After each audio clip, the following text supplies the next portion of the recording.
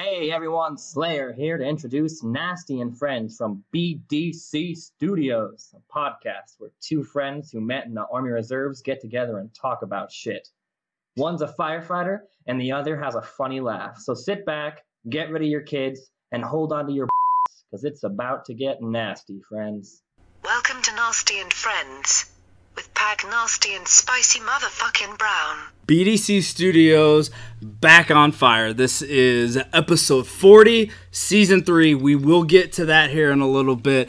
But right now, I am Pagnasty. I'm sitting here, like I said, in BDC Studios with my main motherfucking man, Spicy Brown. Hey, yo. Dude, it's good to be back. For people who don't know, this is the Nasty and Friends podcast. If you're new to us, you're one of the 20s, not the original ones, but you're like new, maybe we might be getting into the 30s. This is just a podcast between two great friends. Spicy Brown and I, we did 8 years in the military together. You were my direct sergeant, and so we just decided we wanted to see each other more often after I got out. You're about ready to get out, but we can get into that later as well. Just to hang out, get our old Army buddies down. You know, you're a firefighter in the civilian world, and I got a funny laugh, as the description says and you heard. So we're super happy to get back. As I said, BDC Studios is on fire. It's a setup, guys. We have a lot of shit that we got to do. We set out all the gifts, except for our record light isn't on. Oh, shit. Rookie mistake. You just took an L. We are recording now, so shouts out Joey for making that when he was on. But every gift that we've got, it's on display, and that's how we set it up. Makes us feel right at home, and it's fucking great to be back, man. Oh my god, it dude. is. It feels great to be back. Like you said, episode 40 and season 3. You laughed earlier when I said season 3. Yeah. Because until now, we've never labeled any seasons. Not once. Not once. Obviously, season 1 starts at episode 1. I mean, there's a prequel. Mm-hmm. We have Just the Tip is out there, and then season 1 starts at season 1, and then it goes to wherever it ends. Yeah. Wherever it ends, that next one, season 2 starts. Yeah. So, but you know, most people know we live like 3 hours apart, so we don't get together, and especially during the holidays, it's hard, you know, to make the time and stuff like that. So, yeah, this is why you said we haven't posted. We do prison calls, yeah. So that was just, you know, a couple weeks ago, but before that it was November, and you know, today's January 18th, so Thursday night, January 18th. So it takes us a while to, you know, to get together and do this. So I feel like it's like a new start. We're gonna stumble, but you know, we're gonna be all right. We're drinking, of course. Bottles are popped. Grass is burning. I'm drinking. Yep, I'm double fisting. I got a Crown and Coke, and then I got. And those are drinks, not sexual talk, you fucks. Hey-o. Not yet. And so I'm double fisting.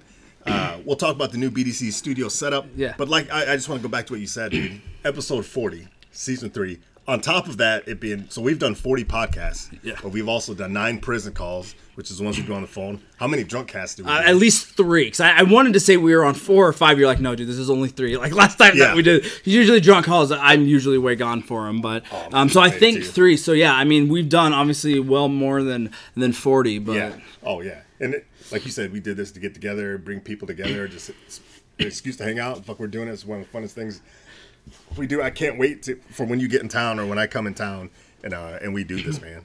So I want to get into the setup. So yeah, for people that listen to the podcast, we always have a TV on in the background. We're playing YouTube. Just in the background, we'll glance at it every now and then. If there's titties or something like that, you might hear a pause or whatever. Because I'll point or Pags will point. Right. Right now we have on the rooftops. And it's these guys that climb cranes on top of buildings. Yeah, Korea, they're Ukraine. big in Russian. Yeah, Ukraine, big in Russia. But yeah, and they like the GoPros, like you said, the cranes and shit, and it's terrifying. It's horrifying. It's panic attacks every time I watch it for sure. I think we've probably watched them before, but yeah, you might hear some rubbing. If we're not talking about porn, I'm not touching myself. I'm just drying my palms off because they fucking get crazy, and they'll hang one hand. Yeah, nothing. It's insane, man. Yeah, check them out on the roofs on YouTube. There's also a Mustang, the British guy. It's not popping in my head right now. It's like James, one of them. Kingston. James Kingston, right? There's a bunch of guys that do this. Yeah. They're all fucking crazy. So part of the setup, we're in BDC Studios. We hooked it up, so now we have a big TV. It's like a 72-inch TV, and then we have a 49-inch TV wall-mounted.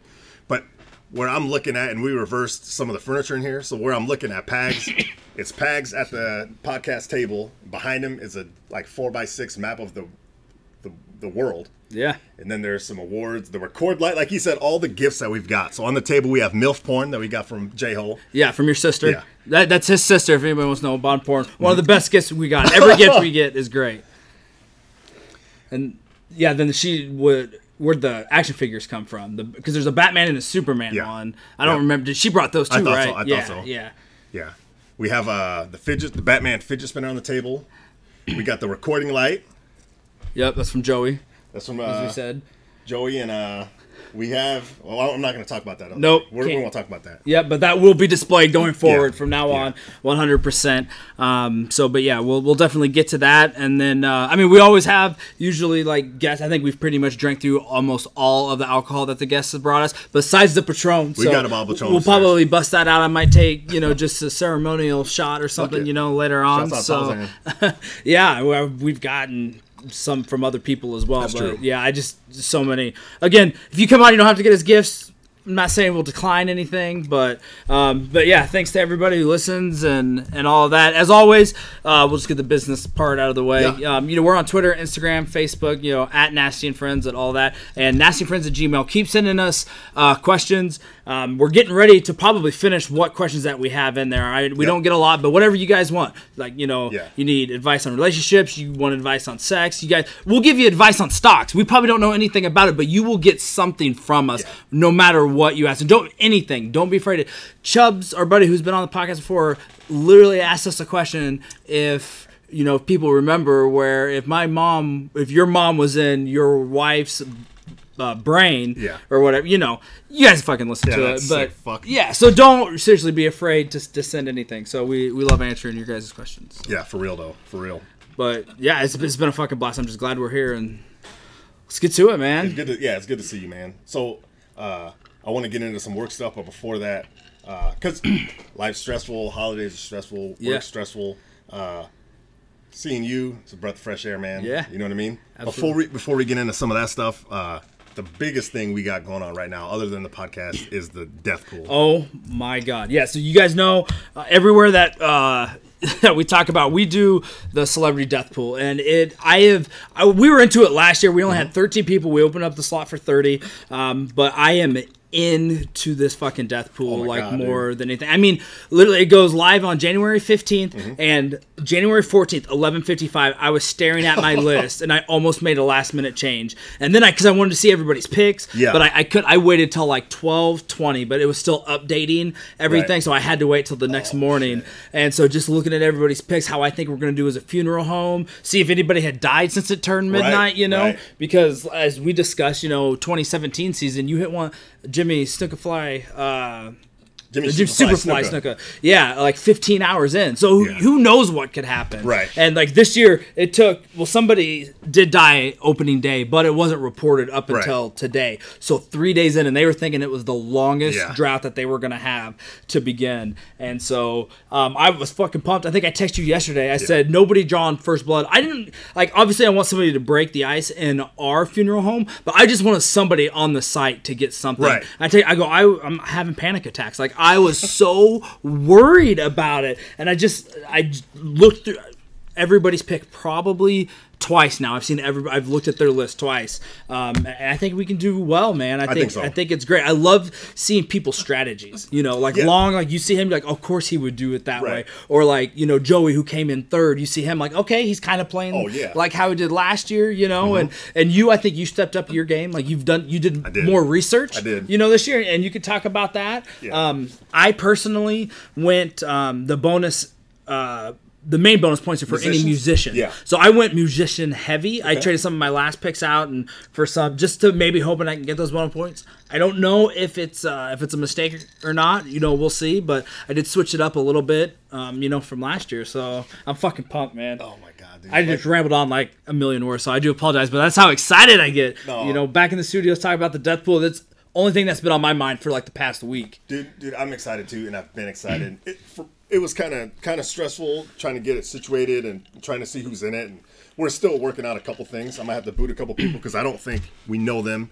And if you're listening to this and you're in our funeral home, Nebraska Preeminent Death Prediction Services, and you don't... LLC. LLC. If you haven't made contact with me or Pags, let me know because there's 3 people I'm gonna boot. I don't know if you guys are with us or not. You might not make the cut by the time we're done recording. It's Honestly, probably not gonna happen. it may be too late at this point because we're sorry to cut you off, but we're worried. We don't want one of them to get the first hit, Right. and then we end up kicking them out. That's just not going to look right. So we got to get rid of them. But yeah, we just got to find out who they are, and it's just because you can do. The thing is we only see the username, right? So like somebody I think is making like fun of your name, you know, like in there. So we're like, who is that? Like, because they weren't in it last year. So, but at least them, I had to find out who that was. But at least I knew they're affiliated with us because they use part of my name in their username. But there's people like, say you're the Grim Reaper, and it's like, okay, who are you? Right. Like, I got to collect money from you. Right. So anyway, but other than that, it's been a blast. It started to consume me. So and I'm in a couple different funeral homes, so I changed it up a little bit, and I just. Yeah, you're playing it like fantasy football. Yeah. All the other ones I'm in, it's not cash ones. It's just for, some of them are a big group. Like one's like 355 people in the funeral home. I'm just in there for fun. The only one I'm playing for money is ours that I'm throwing money in, and you could win money. But yeah, it's exciting. I researched a shit ton. I'm looking. I dropped people. I added some people. I considered the big bonus this year musicians, and there's a few musicians I have in there, but I have. Well, what musicians do you have? I don't remember. We could talk about it openly. Yeah, we can talk about it. So if you don't know, if you're not in it, it's just you can listen to it. It's still fun to talk about. Some people are completely against it. Right. I don't even see a problem with it. Yeah, I mean, again, we've said it once. We'll say it a million more times. You know, everybody's gonna die, and like their slogans, everybody's gonna die. We might as well have fun with it. Right. So, and they're not real people; they're celebrities. Exactly. Yeah, I got Ozzy, who's I don't think he's even sick, but you know, his lifestyle. Fuck. Yeah, it could be any moment. He's got money. People with money live long, but his lifestyle. And he may go down during this podcast. We won't know. I know. I got Willie Nelson, which he's a guy that I don't want to die. You know what I mean? I don't either. That's how I was with Flair last year. Yeah. I still put Flair on my list, which more people did. Yeah, because last year he was a solo pick. So, and I remember that. Yeah, because I remember saying, I was like, I don't want these points, but I would 100% take him because I love Ric Flair. Absolutely, and it was a solo pick, and he was in the hospital. Yeah. I didn't think he was going to make it, honestly. So, but yeah, so I went him, it's a good pick, I think. You know, he's getting older and stuff, and I can't remember, but did you watch his 30 for 30? Yeah. It's one of the best ones, and I don't watch them. I haven't seen them all. Like, I think you watch them, like, every single one. I think I've watched every single one. So, but I absolutely loved it. It was great. So good. And when he was just like, how many women do you think he slept with? And he's like, oh, how many? He's like, probably 10,000 or more. He's like, that's gross, isn't it? You know, people stood up, started clapping. That and the way he used to drink and then still work out. And still be that. Yeah, and jerk off twice a day. And jerk off twice a day, yeah. I mean, I don't know. Like, we've talked about it before, but I've been huge into wrestling, especially during the 90s, the Attitude Era. I loved it. And and we've, again, talked about it before, but people are like, yeah, it's fake. It's not fake. It's scripted. It's majorly different. Yeah. But I always just thought they were always athletes. You know, you're performing like 340 days a year, and, you know, it's a grind, and I appreciate the grind for sure. And it's the best soap opera out there, in my opinion. Back then, I don't watch it anymore. I just, I just kind of outgrew it. I'll check in on it. I'll watch Monday Night Raw every once in a while just to see where it's at. And I'm just like, the company itself went in a different direction. Yeah. Like, you know, kind of when I stopped watching it, but I still do appreciate it, and mad respect to anybody out there doing it. And it's coming to town next month. I'm going to try to work it. Yeah. Because the last time I worked it was one of the best events I've worked. Yeah, and I feel like even if you don't watch it, if you get a chance to go to Thursday Night SmackDown or Monday Night Raw or a pay-per-view, do it. Even if you don't know what's going on. I've been to playoff games. You guys know how those have gone for me. I've been to I've been to college football games. You know, Nebraska, it's electric. You obviously we're big Husker fans, but you know, everybody always talks it's one of the best places to play. I'm telling you, the electricity in there, it doesn't rival it because I love football more than anything. But I would put it up there with concerts and everything else. Crazy. It is that much fun, and to see the people in the crowd, great people watching, it's the best. So at least 3 mullets you're gonna see for sure. Easily. Yeah, and we could go into wrestling for a while. I don't want to do that. I want to stay where we're at. But I could easily, because I'm going to get into it. It's the people watching is fascinating, and how serious the people are, and they're yelling at the ref, and they're wearing signs, and they got their shirts of the guy they want. You know, It's crazy. But I don't want to go into there. We can do that another time after maybe I work the event next month, absolutely. Let's do that. Do you have any other wrestlers in your death pool? Yes, I have. I think I only have one other, and that's the Iron Sheik. Oh, and I was Jesus. talking to Long, and he's like, "You picked the wrong one. He's not going anywhere." And you watched his documentary, right? No, but I've watched bits of it. I've seen parts of it. I haven't seen the whole thing start to finish. So, and from what you've told me about it, dude, it's fucking phenomenal. Right. Yeah. Back when Netflix... It's on Netflix, right? Yeah, back when Netflix was good, when they had the fucking star system, before they went to this thumbs up, thumbs down fucking horse shit. Fuck you, Netflix. You know what I'm talking about, right? Yeah, Jesus absolutely. fucking Christ. And nobody's talking about it anymore. No. Like, it's not a problem. Like, everybody's like, where the fuck is the stars at? Anyway, I don't want to go off on that tangent either. Yeah. But I remember watching the Iron Sheik because that was before for me, and I didn't even want to get deep into wrestling. Now I'm going Just do it. Anyway, Fuck it. we're not going to go deep into wrestling. Yeah. Right? Everybody, All right. people are already like, Jesus Christ, I don't give a shit about the fucking Deadpool. They haven't put out a fucking episode in a year, and they come back with this bullshit. They're talking about the Deadpool. Now they're switching the subject into wrestling. Fuck these guys. I told y'all, honey, I'm done with them. Yeah, episode 39, I was done. Now I'm back like a fucking ex-girlfriend. No, this is all right. So in Netflix, I don't know much about the Iron Sheik. It was a little bit before my time. I watched the documentary. It goes deep. I don't want to get too much into it. He's one of the best, like a real wrestler. Yes. That went to wrestling, and he was a heel, was a champion, and he was somebody who could have, in real life, beat every wrestler there. That he is an Olympic caliber wrestler out of Iran. He was a heel because he was from Iran. Got done, started smoking crack. Went way off the deep Hell end. yeah. Yeah, lucky. One of his fans started hey man, let's get you fucking back. Like, you're the Iron Sheik. And so it has its up and downs, but it has him on camera smoking crack, neglecting his family. Like, he goes, and I'm like, Jesus Christ. I won't give anything up with the ending, but no, still, I don't think that's a bad pick. Right.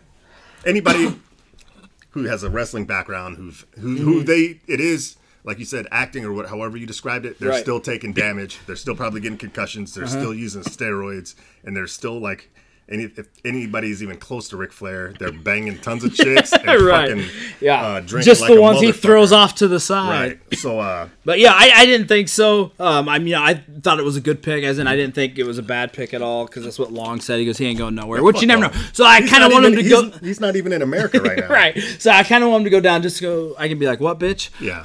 But I can't remember if I had him last year or not. One person I really had a big dilemma on, and I didn't know. I traded for him last year. Okay. Nobody had him, but I picked up Artie Lang, the comic, the comedian.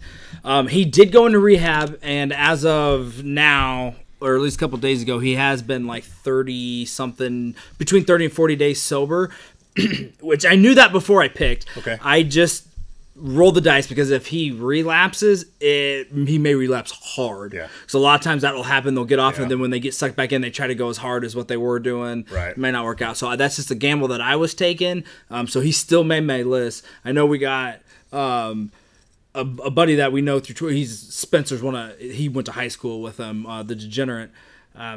And he's in our death pool, and he was gonna pick him, but because he went sober, he didn't add him. So he's in this year, and I didn't say anything, because I just, at that point, I had already decided that I was gonna leave him on there. Okay. And so as soon as it went live, I tweeted back at him. I said, well, that was, I had that decision too, but if he relapses, I'll be fucking pissed. So. Well, I mean, that's the same thing. Like, I love Artie Lang, dude. Yeah, me too. Going back to the movie Dirty Work with Norm Macdonald, and he was just on Hot Ones last year, and his slurred speech, you could tell. And he's tried to commit suicide before. He's been heavy into drugs and alcohol. That's what makes him a great comic, honestly. Yeah. That pain. Anybody that's like that, they're risky. So, the Iron Sheik. Like, I don't know why you would think that's a bad pick. He used to be a crack addict, and before that, he used to be a wrestler. And he's not like a young guy. He's over 50, so I think that's a solid pick. So I thought even if he's clean, that ticker took a lot of beating. Took some beating. Yeah, and to me, same with Artie Lang. Yeah, exactly. If you're up over 50 and like a little heavy set, and you go that hard with drugs and stuff, when you're redlining your body, like you're fucking staying awake. You're on coke. You're on alcohol. Like even if you're living life to the fullest. When you're living life probably the right way, yeah, honestly. Absolutely. But yeah, then you're 55 and you're like, you know what? I'm gonna go to rehab. That doesn't mean like, oh, he's gonna live till 90 now. Right. Like, no, your heart, your body's still. Yep. So I think as like thinking about that on that perspective. Smart pick. Yeah, and I did find I can't remember his name, but I did some research. And he was that's right. I guess I'm just getting ready. I do have another wrestler, but I can't remember his name. He was on NXT, but he got diagnosed with a brain tumor, and has 5 years to live, and that was like a year or two ago. Okay. So it's not Big Van Vader. No. He's new. No, he's a young kid. Okay. He's like 20 something, which sucks. But it's a solo pick. But I came across it doing my research. What am I not going to pick him? Like if I had that and I was in his position, I would want people to pick me too. Absolutely. You know what I mean? Yeah. So I guess he would be the other wrestler. But again, his name's Matt something. But like he's not. He doesn't even have a picture on the website. Okay. It's just the silhouette one. Yeah. So, but yeah, I came across that article. So yeah, I definitely picked him. Yeah, absolutely. So I would, again, 20 picks. I know I've looked at it a lot, but I couldn't tell you all of them.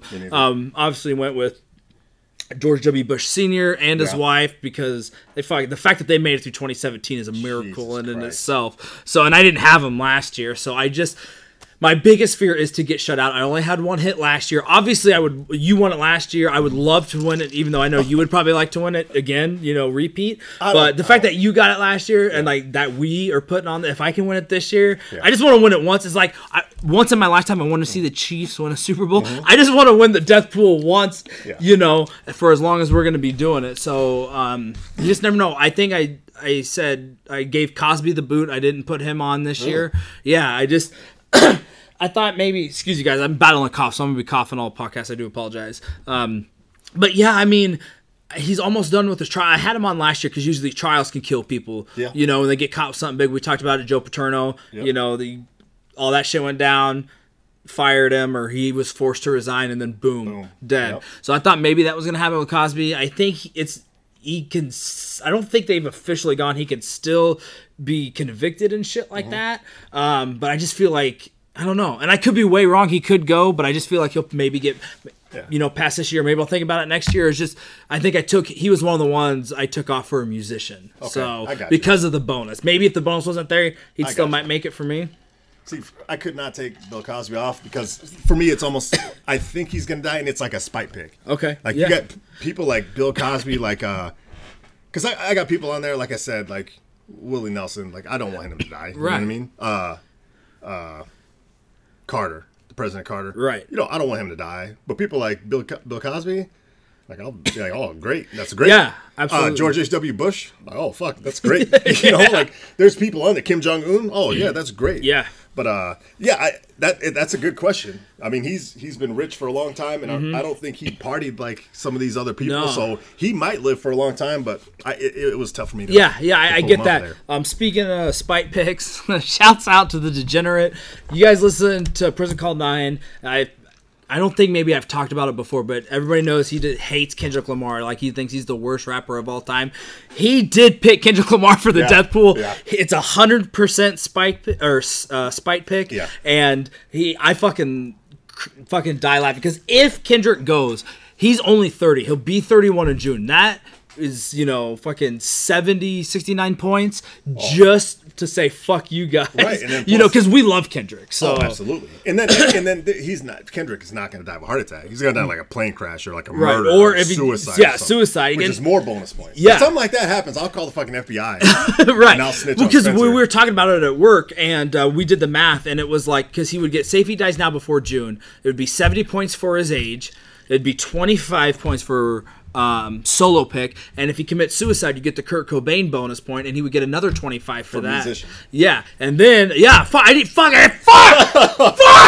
even think about the musician part. Yeah. So he could easily win it with one pick if he kills himself. And if he does, I probably wouldn't even be upset. I would just like you. If I texted you, I said if you get a hit opening day, I don't know if I would be more pissed off or impressed. Like, that's awesome. I want you guys to do well, just not as well as me. But and so if he gets it, I'll give him props where props are due. Yeah. So I love that he's the second person that I looked at you first, of course, always. Had to see your picks, and then I went to him, and then I think I went to Long, and then Joey, and then my brothers. It's a lot of it there towards the bottom just because of where it was listed, but yeah, you first and then his, because I'm like, he's gonna have something funny or weird, and I kind of knew some of my younger brother's picks because he was talking about it, and he's rolled the dice on his. He has 2 100-year-olds, and I don't remember if they're solo picks or not. You better trade. Yeah, that's what I told him, because I was like, kind of giving him some tips, and I was like, it works great. You'll get the bonus points if they're a solo pick, but if you're not and they die, you lose points. Right. So I go, and he's like, fuck it. I'm a gambling man. I was like, all right, man. That's why I did have Kirk Douglas. He's played on, he's 102. He played on, is it like Spartacus or something? Never heard of him. Some old show. But there's a lot of people who had him, and I'm glad I didn't, because at least 2 other people had him, because I saw him on a list and it wasn't a solo pick. So if he goes down, that's people in our own funeral home that'll go -2 points. So I think Ernest is one of them, and I was kind of telling him, I'm like, you do what you want, you can trade him away, but if there's only 2 people and you trade him away, then that person gets the solo pick. So, but I want one of them to do it, because as a funeral home, I want to do great. I want to get better than 105, which is where we finished last year. And I think we'll do better even because we have more people, and I think that all factors in. Right. I really enjoyed so for me, like, at work we gamble a lot. And a lot of the times I'll set up like the football pool or the bowl pool, the pick 'em. We do bets on, like, we did a bet yesterday, somebody could bench a certain amount of weight. Oh, nice. Like, oh yeah, okay. Everybody write down on a piece of paper. Just from like their size, like how much you think they could bench. Well, is that? Yeah. It was kind of like that. It was kind of like that. And I didn't know if it was the person, like, say if it was me, it'd be like, oh, I can bench 200 pounds, and somebody'd be like, no way. Or if you like went up to somebody, be like, hey, how much do you think Harris could bench? And then people start putting it that way. It was kind of like that. Okay, it was kind of like that. And then so we bet all the time. Which would be 50 pounds, by the way. We got a guy that's late a lot. Sometimes when he comes in later, like, say you do half a shift, so for like the last half, like 7 p.m. to 7 a, we always bet down to the second what time he's going to touch the front door. Oh, nice. So we do that all the time. And if I win, because it's almost like every other day, dude. Like, we're gambling on something. Is it just like a buck, or like, is it actual money? Or do you guys do like who's going to do the dishes? Or? Well, it's money. So for instance, every Saturday. So you got to go packing. You got to have cash on you. So every Saturday during football season, we do a pick 'em, and we'll do 20 games. Most of the time, I'll put the spread in there, and I'll all caps the home game, and then so people know, and then you just circle, and then we do a tiebreaker. There's multiple tiebreakers. Tiebreaker for the tiebreaker is a fight to the death, and that actually almost happened last year. Oh shit! So winner gets like $40. We do it this for football. We do winner's $40. Second place is money back. Last place gets their money back. I see. You've told me about that, and I love that idea. The tiebreaker for that is the furthest away. Oh, and sometimes we do the tiebreaker because football season are together. Sometimes we'll do Nebraska versus Iowa volleyball total points. Okay. And you don't know if it's going 3 sets. You don't know if it's going 5 sets. Okay. Yeah. So there's a lot to that. So that is $5. We did a $20 throw in for the bowl games. And we did that. I came in 4th place out of the money, which is unacceptable, but that happens. And then we'll like other stuff. Like somebody was like, "Oh, this skillet, we got a cast iron skillet. It's like, this is pretty heavy. This got to be 20 pounds. Nah, there's no way that's fucking 20 pounds." Everybody throwing a buck. So I love that shit. We do stuff. All right, everybody write down on a piece of paper how much you think it weighs. $1 buy-in, winner take all. Yeah. And then everybody does it. We go downstairs. We go on the scale. So we do shit like that all the time. That's the best. And a lot of the times I'm the one, because I'm the entertainment director at my firehouse. Sorry, guys. Yeah. I'm the entertainment director, not by choice, but that's just. But you're great at shit like that. That's just how it is. So I organize like movies, and I don't pick. Like, I just like, hey, what do you guys want to look for? I'll do some recon, whatever. You guys want to find a horror movie or what?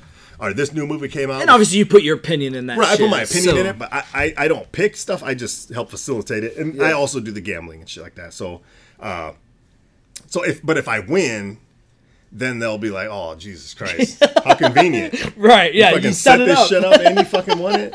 Because the dude that used to do that before me, shouts out Shane, he would win all the time, and he always does like stuff with his family. Yeah, like online, like the College Bowl. He had one. I didn't get in it this year. He does March Madness. He always does that. He always wins it. So when I started doing the bowl pick'ems the pick'ems for Saturday football, I put on there, our station football pool. And in small italics, I put not an affiliation with Shane, so that people would actually buy in. That's smart. That's another reason why we went with last place, because some people are like, I'm not going to win. Like, yeah, I'm glad you brought that back up, because I want to get to that for a second. I love that you did that, because you were telling me about, because sometimes you'll text me and be like, hey, who do you got? This is who, we're doing pick'ems at work, like. And then some, we'll compare and stuff like that. And it just, when you told me that last place gets their money back, I loved that. Like, that sucks that you come in last, but at least you get your money back. That's happened to me, and that's happened to me. And the thing is, a lot of people are like, this is bullshit. It should be winner take all. What's all with all this participation? Because it makes it more fun. I feel it does make it more fun. And some people don't have $5 to throw in. Some people, are like, I'm not going to do it. Like, just fucking do it. And that way, if you pay first, second, and third, you're more likely to do it than if it's just winner take all. Yeah, that's why we don't do winner take all with the, we pay out like top four. Especially, because we got people that don't watch football. Like, I watch college football. Right. You know what I mean? Yeah. Of course, they're going to be like, nah, dude, you watch college football. That's you. That's your life. Like, I don't watch it. But even though when you have a spread in there, it's still a coin toss. But still. So we do the last place, and every time we do that, even if we have 20 games, 30 games, it comes down to the tiebreaker for first and second, and it comes down to the tiebreaker for last place. If it's the last place tiebreaker, it's whoever's furthest apart. Yeah. So that I love doing that. But anyway, so that ties into the death pool. If I was to win this year, I think people would be like, man, fuck this. How come he set it up, and how come he won it twice? I think people would be like, I'm out. Well, it was already enough shit, because you got first and your sister got second. So we're already like, come on. I know. Like, what the shit and she texted me. She's like, they're going to think it's a fucking conspiracy. Of course it is. No, this year, though, my mom's in it, dude. Oh, is she? Our mom, me and J-Ho's mom's in it. Oh, dude, that's fucking... I didn't know. Which one is she? There's Grim Demise. Okay, there's some people I didn't know, dude. I didn't know she was in it, dude. That's fucking awesome. And she's fucking old. You guys take top 3, you're done. I know. Kicked out. I know, no, that'd be that's funny. So but I also think like coming out, like, I got lucky as fuck. Yeah. I had Superfly Jimmy Snuka, like you said, wire to wire. The first year is the easiest year to win because we had the least amount of people. Right.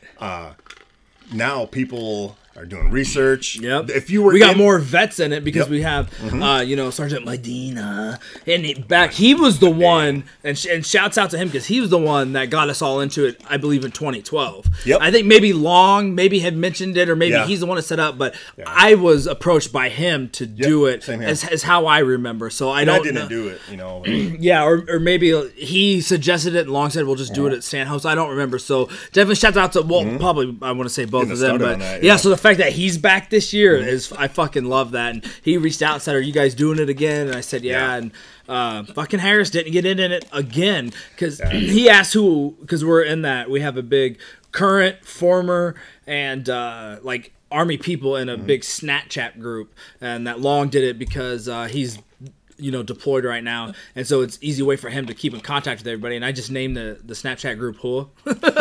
So, but I mean, like, there's some people who took themselves out of it because I mean, it's obviously not just Army shit. I mean, people will send pictures of their shit. Like Long will take send funny shit. And I found something on Facebook the other day about, you want to know what the Army is really about, and I'll have to show it to you. It's about eating soup. And it's pretty funny, but I just sent it to that group, so I love that, and it's awesome to hear from Long, once, 2-3 times a week, just to know he's still doing great. So, so he was the day, or no, not the day, it was the 16th, so it would have been the Tuesday. He's like, oh, I forgot that it started, and he's like, you got some good picks, and we talked about Death Pool, and there's a bunch of people in there that aren't in it, and so they knew about the information. That's why I was hoping maybe they would jump in and shit like that. But so we talked about, no joke, probably for I feel like an hour about the Death Pool, about people's picks and shit in there. Dude. And so that's when Long told me about the Iron Sheik was a shit pick, and stuff like that. So is there a guest? No, I don't think so. I'm lock and load real quick. I don't know who the fuck's at the door. And I was hoping Harris would get in it. Whitey said he was going to be in it, but didn't get in it. No worries. A hack for the people who are in it, and the veterans probably already know this. Like, if you played it last year, you can. If you played it last year, you can look and see everybody else's picks last year. Yeah. So I was in any funeral home. Any funeral. Oh, I didn't know it was any funeral home. I thought it was just funeral homes you were in. Maybe you're right. Because I thought I went and looked at somebody's before. Oh, you might have been able to.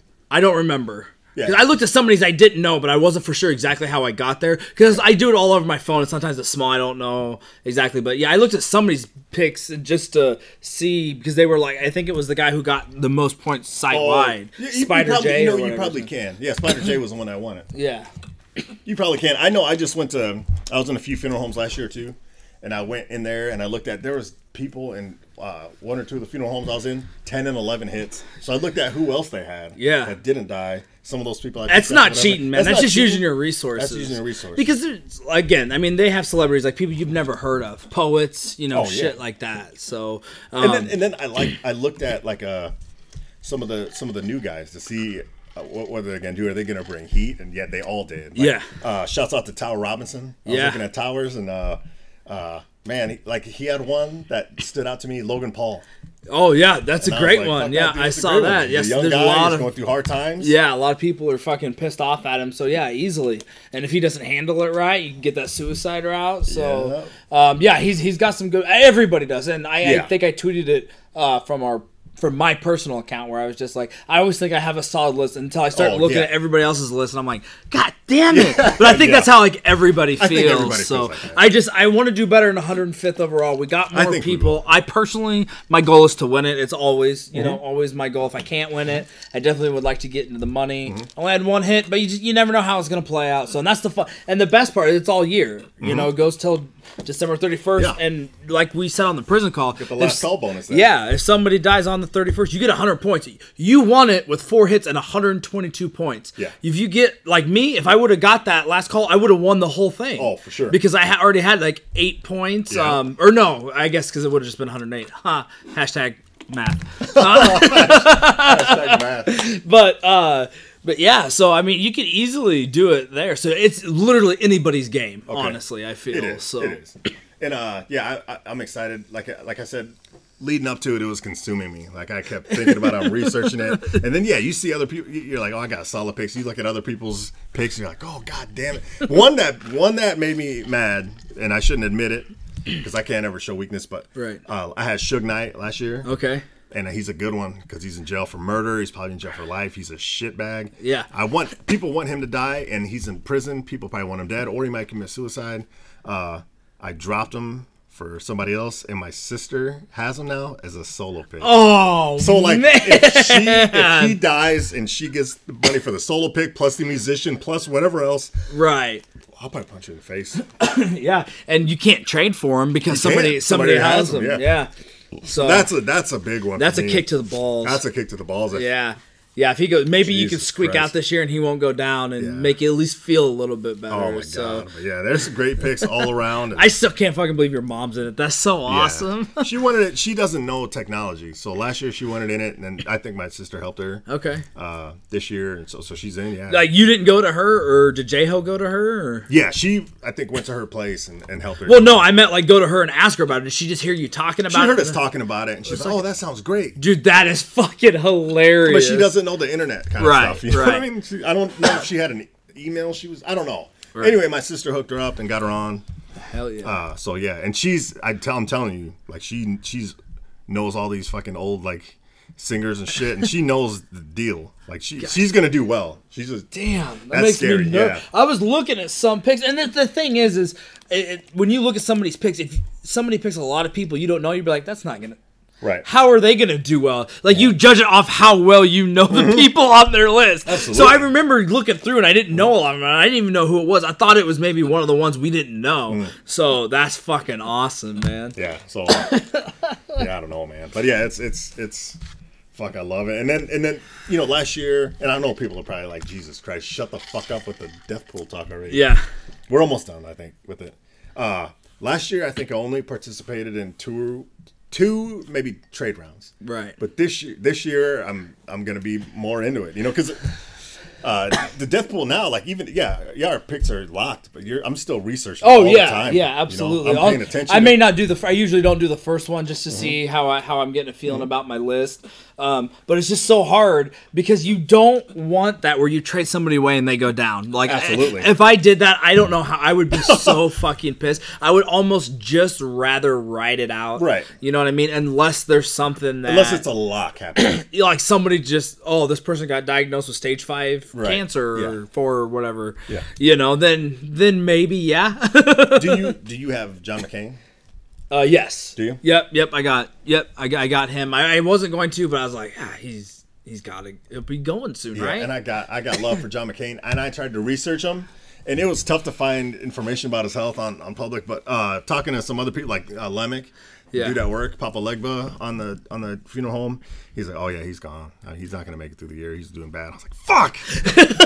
Because I've been a fan of John McCain for a long time, and I don't want him to die, but if he does, I might as well fucking get the points for it. Right, so. Absolutely. But this year could get interesting, and we almost doubled up from the participation from last year, and I assume it's going to keep going up. And as it goes up, it's going to be harder to win it. Right, absolutely. So me winning the first year, you get at least get that off of your back. Right. So we'll see how it goes. Yeah. Of course, we'll always talk about it. We've been talking about it for like 40 minutes now, so we should probably jump off of it. But another thing is, we could just talk about it really quick. We obviously watch a lot of football, so as of here on Sunday, the AFC NFC Championship games are going to happen to see who plays in the Super Bowl on February 4th in Minnesota. What do you think, man? What do you think of the Final Four? Essentially, I'm excited about it, man. And so, people who don't know, just because I'm sure there are people who for sure. We got the New England Patriots facing the Jacksonville Jaguars, in the AFC. Yep, and then the NFC or the Minnesota Vikings versus the Philadelphia Eagles. Yes. So, and we talked about this on the phone, or just I think even here just a little bit. Like who do you think's gonna win? Who do you want to see? So I'll go back a little bit to a week. Like, oh Jesus Christ. It was death pool. Now they're talking football. Now they're not even talking current football. This is hopefully going to drop tomorrow. Okay, good. I love the NFC. I like the Saints. I like the Eagles. I respect the Vikings, and if they win, I'm happy with that. Right. But I didn't know how that was going to shake out. I did not think the Vikings were going to beat the Saints. Right. Just because of the way the Saints look this year, their defense is solid. Their running game with Kamara and Ingram. And on top of that, you got fucking Drew Brees, who, to me, is the best quarterback in the league. So I thought this was their year. They had the miracle play at the end, which I watched, and I'm just like, everybody gotta be fucking shitting me. It's got to be one of the best games all time. Yeah. I mean, the fact that the Saints were coming back, they were down 17-0 at halftime, I believe, and then they clawed their way back in. I thought they were going to win it, and you could never count them out. Like, I like Minnesota. I like the Vikings. I love that new stadium that they got. I love their defense. Yeah, I like to see them do well. They've always, they've been a fun. Well, they were 13-3, I think, this year, were their record in the regular season. So it was fun watching them. Like, I don't get too uptight about the NFC as much as I do the AFC because the Chiefs are in the AFC. So, like we talked, it's easier to pick more people who you like in the NFC. Yeah. In my opinion. And it's always fun. And I know Packer fans out there are like, no, fuck the Vikings. I hate them. But again, you're a Packer fan. I get that. They're, in your division. But Packers are irrelevant. They're dumb. It's been fun to watch them. And so to see... Yeah. Again, and I think, you had texted me at halftime, you're like, what the fuck? Yeah. And so, I was, you can never count Breeze out. They made that comeback in that play, and then to see that play in that stadium, I probably watched that final play 20 times, and it gives me goosebumps every time. And I'm not even a Vikings fan, and it gives me goosebumps just to see that crowd, and everybody's putting in everything. And the Super Bowl is in their fucking dome. Like if they make it to the Super Bowl, holy shit! That's never happened in the league. No home team has ever made it to the Super Bowl. So I love Case Keenum, man. I love Case Keenum in college when he played at Houston. I'm a fan of Case Keenum. Sam Bradford, he's kind of like he's fragile to me, like Tony Romo. He's good. Even at Oklahoma, he was injured. Case Keenum, I'm a fan of Case Keenum. I'm a fan of Teddy Bridgewater. I don't even know if he's still associated with the Vikings or whatever. I don't watch NFL as much as college, but I do like the Vikings. But I like the Eagles and the Saints more. But I don't know. And for me, my pick for to win everything was the Eagles. Okay. You know what I mean? Yeah, and, it's a good And Carson pick. Wentz tore his ACL. Now he's out. Nick Foles, I don't know if he's good enough, if the Eagles are good enough to beat the Vikings. That defense is, it's getting them there, though. But, and like we've talked about our trips, in 09 to Philadelphia. So I would love to see them do well because I love the city of Philadelphia. I love Philly. Me too. So man. I would like to see them do well. Plus our boy Molina, he's a huge Eagles fan. Shouts out Danny. So, it'd be awesome, to see them win. So I don't care there. Here, I think unless you're from the New England area, you definitely, I think 98%, 99% of the country are going for the Jags to upset the Patriots. Arguably, obviously, Brady easily could be the best quarterback of all time up until this point. You can argue that with all of his stats and everything he's doing. So to see him at the age of 40, if he makes it to a Super Bowl, I obviously hate the fucking Patriots. I'm not a Tom Brady fan, but it is to stand outside, stand away from the sport and look at it. That is cool to see. I know there's a lot of people who are going to hate that because they're like, fuck him, fuck everything, he's a cheater, blah, blah, blah. Regardless of what you think, I still think to see that, be able to say that you were alive. And it's be like, I just remember the end of Joe Montana. It wasn't, for the catch, and I wasn't old enough to remember. So to see shit like that and see what he's doing, I think is at least to say that you've seen it is cool. That's probably who will win.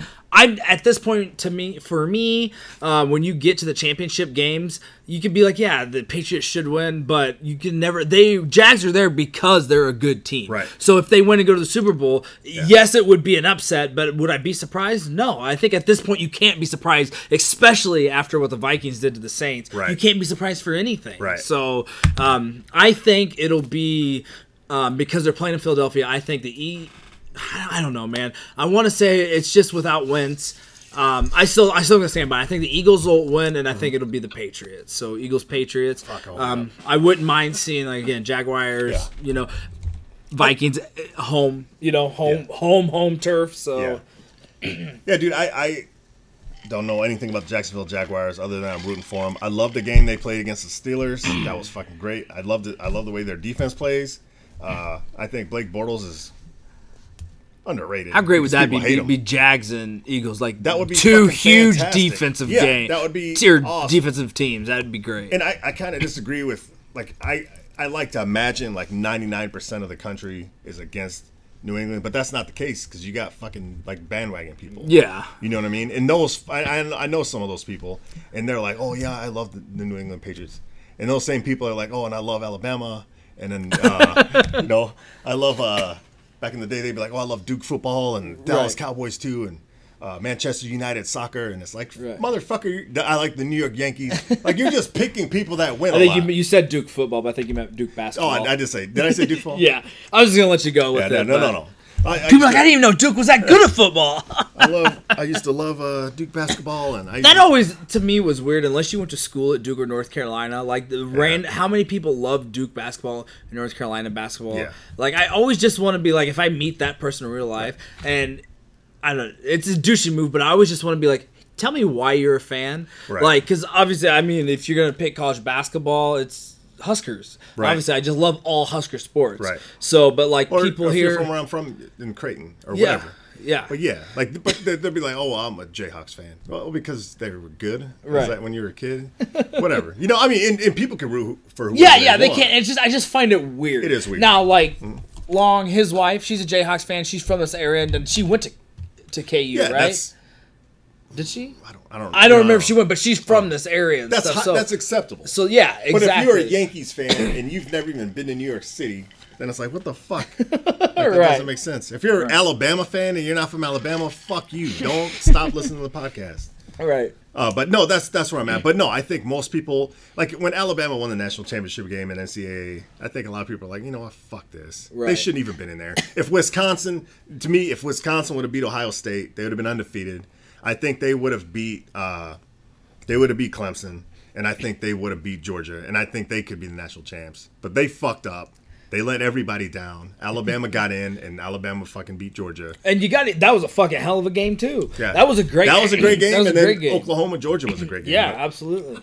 For me, man, I just want to, mix it up. If the Jaguars could go, if I want the Jaguars to go. Yes. And then I don't give a shit what happens. I'm just going to enjoy the game. Yeah, absolutely. If Vikings go, Eagles go, I'm happy with either of those teams. But then I just want whoever wins that to beat the Patriots. Right, and if that's the thing. If the Patriots go, then it's a game where like, fuck, I want the Patriots to lose. Right. But if the Jazz go, then to me, I'm like, fuck, free Super Bowl. Right. Just sit there, enjoy the game, enjoy the festivities. Right. It doesn't matter to me who wins. Could care less. For me, if it was so if it's Eagles, I'm gonna root Eagles. Yeah. If it was the Vikings and Jaguars, I don't give a shit who wins. I'm just gonna enjoy the game, and that's a unique thing, you know. Yeah, that doesn't happen very often, especially lately because the Patriots have been there so goddamn much. Yeah, and don't get me wrong, dude. Like I got respect for them. And I mean they're cheating fucks, right? But all teams are. There's a website, and I can't remember the name of the website, but you can go to it. We might have talked about this before. Motherfucker, you're being suspiciously like. No, I'm not. I'm just saying that you can just see they are fucking cheaters, but every team. Cheaters too. I mean, there's something that every team has done. Of course, when there's billions of dollars wrapped up into the United States' most popular sports, absolutely, it's all fucked. You believe the higher ups is probably all set up. They already know who's gonna win. Just like in college, like they're paying kids. Yeah, absolutely. So you can see that. Yeah, he's 100% cheaters. I don't fucking want them to. I wish they wouldn't have even made it to the playoffs. Me too. But I don't know what the fuck my point was. I was just saying, they are cheaters, but it's just fuck them. Yeah, fuck them. But that's probably enough about people like, Jesus, God, you just talked about football on 9th, so fuck. Cough, man. But yeah, so that's our opinion on it. So we'll see how it plays out. It's gonna be good. What are you doing for the Super Bowl? Are you doing? You know, I don't even know, man. I might be at work. I didn't look that far ahead. I don't do anything for the Super Bowl. Last year we were gonna go to the Super Bowl party at my buddy's house. One of the kids had the flu. Mm-hmm. We ended up staying, and everybody had either work or school the next day. So we stayed at home and we watched the game. And I'm glad I didn't go way out to a friend's house to watch the game because I, you know, stuff like that. Like I enjoy watching the game. Like if I'm with 30 people, it's tough to watch the game. And then if there's people I don't know, I don't like to be around people. Yeah, it'd just be nice if it was like a bunch of people that you know. I don't know what I'm doing. I always take the day after the Super Bowl off, so I have. That Monday off, but I'm sure Jay Pags, you know, she'll have to work, and now with the kid, so I don't know if we're just gonna be at home, like what we're gonna do. Which I don't mind being at home, but I would like to be around people for it. So maybe, depending on how it plays out, maybe I'll go to my brother's house or something because he has that big smoker, and so he'll probably be smoking food for the Super Bowl and shit like that. So El Fuego is his name. El Fuego. Yeah, this is his fucking smoker. So, so he may be doing ribs, pork ass, wings. You know, I don't know, and maybe he's not doing anything. I haven't really talked to him, but if he's gonna be cooking, I just might be like, hey, JPags, I think I'm gonna. Yeah, no. If there's people, if there's a shit ton of people I know, I'm in. But if it's like a mixed crowd or whatever, I don't like. And I sound negative, but sometimes I just don't like to be around people and people I don't know. And then if I'm trying to watch like an event, I'd rather just watch the event, you know, and but that's just me. Like I get weird, right? And some of that is about work, and I do want to talk about work, right? I mean, you like to take your pants off, do weird stuff. It happens, man. Stuff. Yeah, and you just can't have those judging eyes. It's tough to like just to be fake. Like, oh hey, so like I don't want to meet any new friends. You know what I mean? Like, right? What do you do? What do you like to do? Are you a fan of? I'm a big Yankees and Alabama fan, Duke basketball fan. It's like your hand just stops like right there, like you know what, millimeter fucker. And I'm a vegan too. The worst. It's the dagger to the heart. Yeah, and I do CrossFit. But you do get wings usually with Super Bowl. You do get Super Bowl food dips. Yep. We always do like the Velveeta, the Rotel dip, which is always fucking good. So that's the best part about the Super Bowl is the food. Yeah, you know. Yeah, no, it is a good atmosphere, and I shouldn't be negative. I'm not always negative like that. It's just sometimes it's tougher to get me out of the house. Sometimes I get it. You know, just depends on the event, and it depends on who it is. You know. Yeah. So, I do go out, ladies and gentlemen. I do go out and I leave the house and I interact. Allegedly. With people, and I interact with people. Sometimes I'm just like, fuck that. My house is comfortable. Kick my feet up. My bathroom's here. But anyway, yeah, man. So, so we were talking the football game. So last week, both games were great. The day before that, work was busy as fuck. Oh yeah, yeah. So, so I kind of wanted to get into work. I in the whatever the fucking intro, it says I'm a fireman, but I hardly ever talk about it just because I don't like to talk about it sometimes. You talk about the antics of the job, like Right, the shit but that I you don't do talk- about yeah. like all the bedding, but actual work itself, no, you don't usually a lot. I keep that. I only talk about that usually with other firefighters and stuff like that. And I'm sure people are somewhat interested. But yeah, so lately we've been busy. So I was like, yeah, fuck, I'll talk about it. So Yeah, your whole city's been on fire. yeah, the whole city's been on fire and it's been crazy. So I'll go back to last set or 2 sets ago. So New Year's Eve, and we've had like scary shit. So it's Well, what do you mean by set? For people who don't know, like what's your schedule like? all right. So we do 24 hours on, 24 hours off for 10 days, and that's our set. And then we get off that morning and then have 5 days off, and then we go back to the set. Right.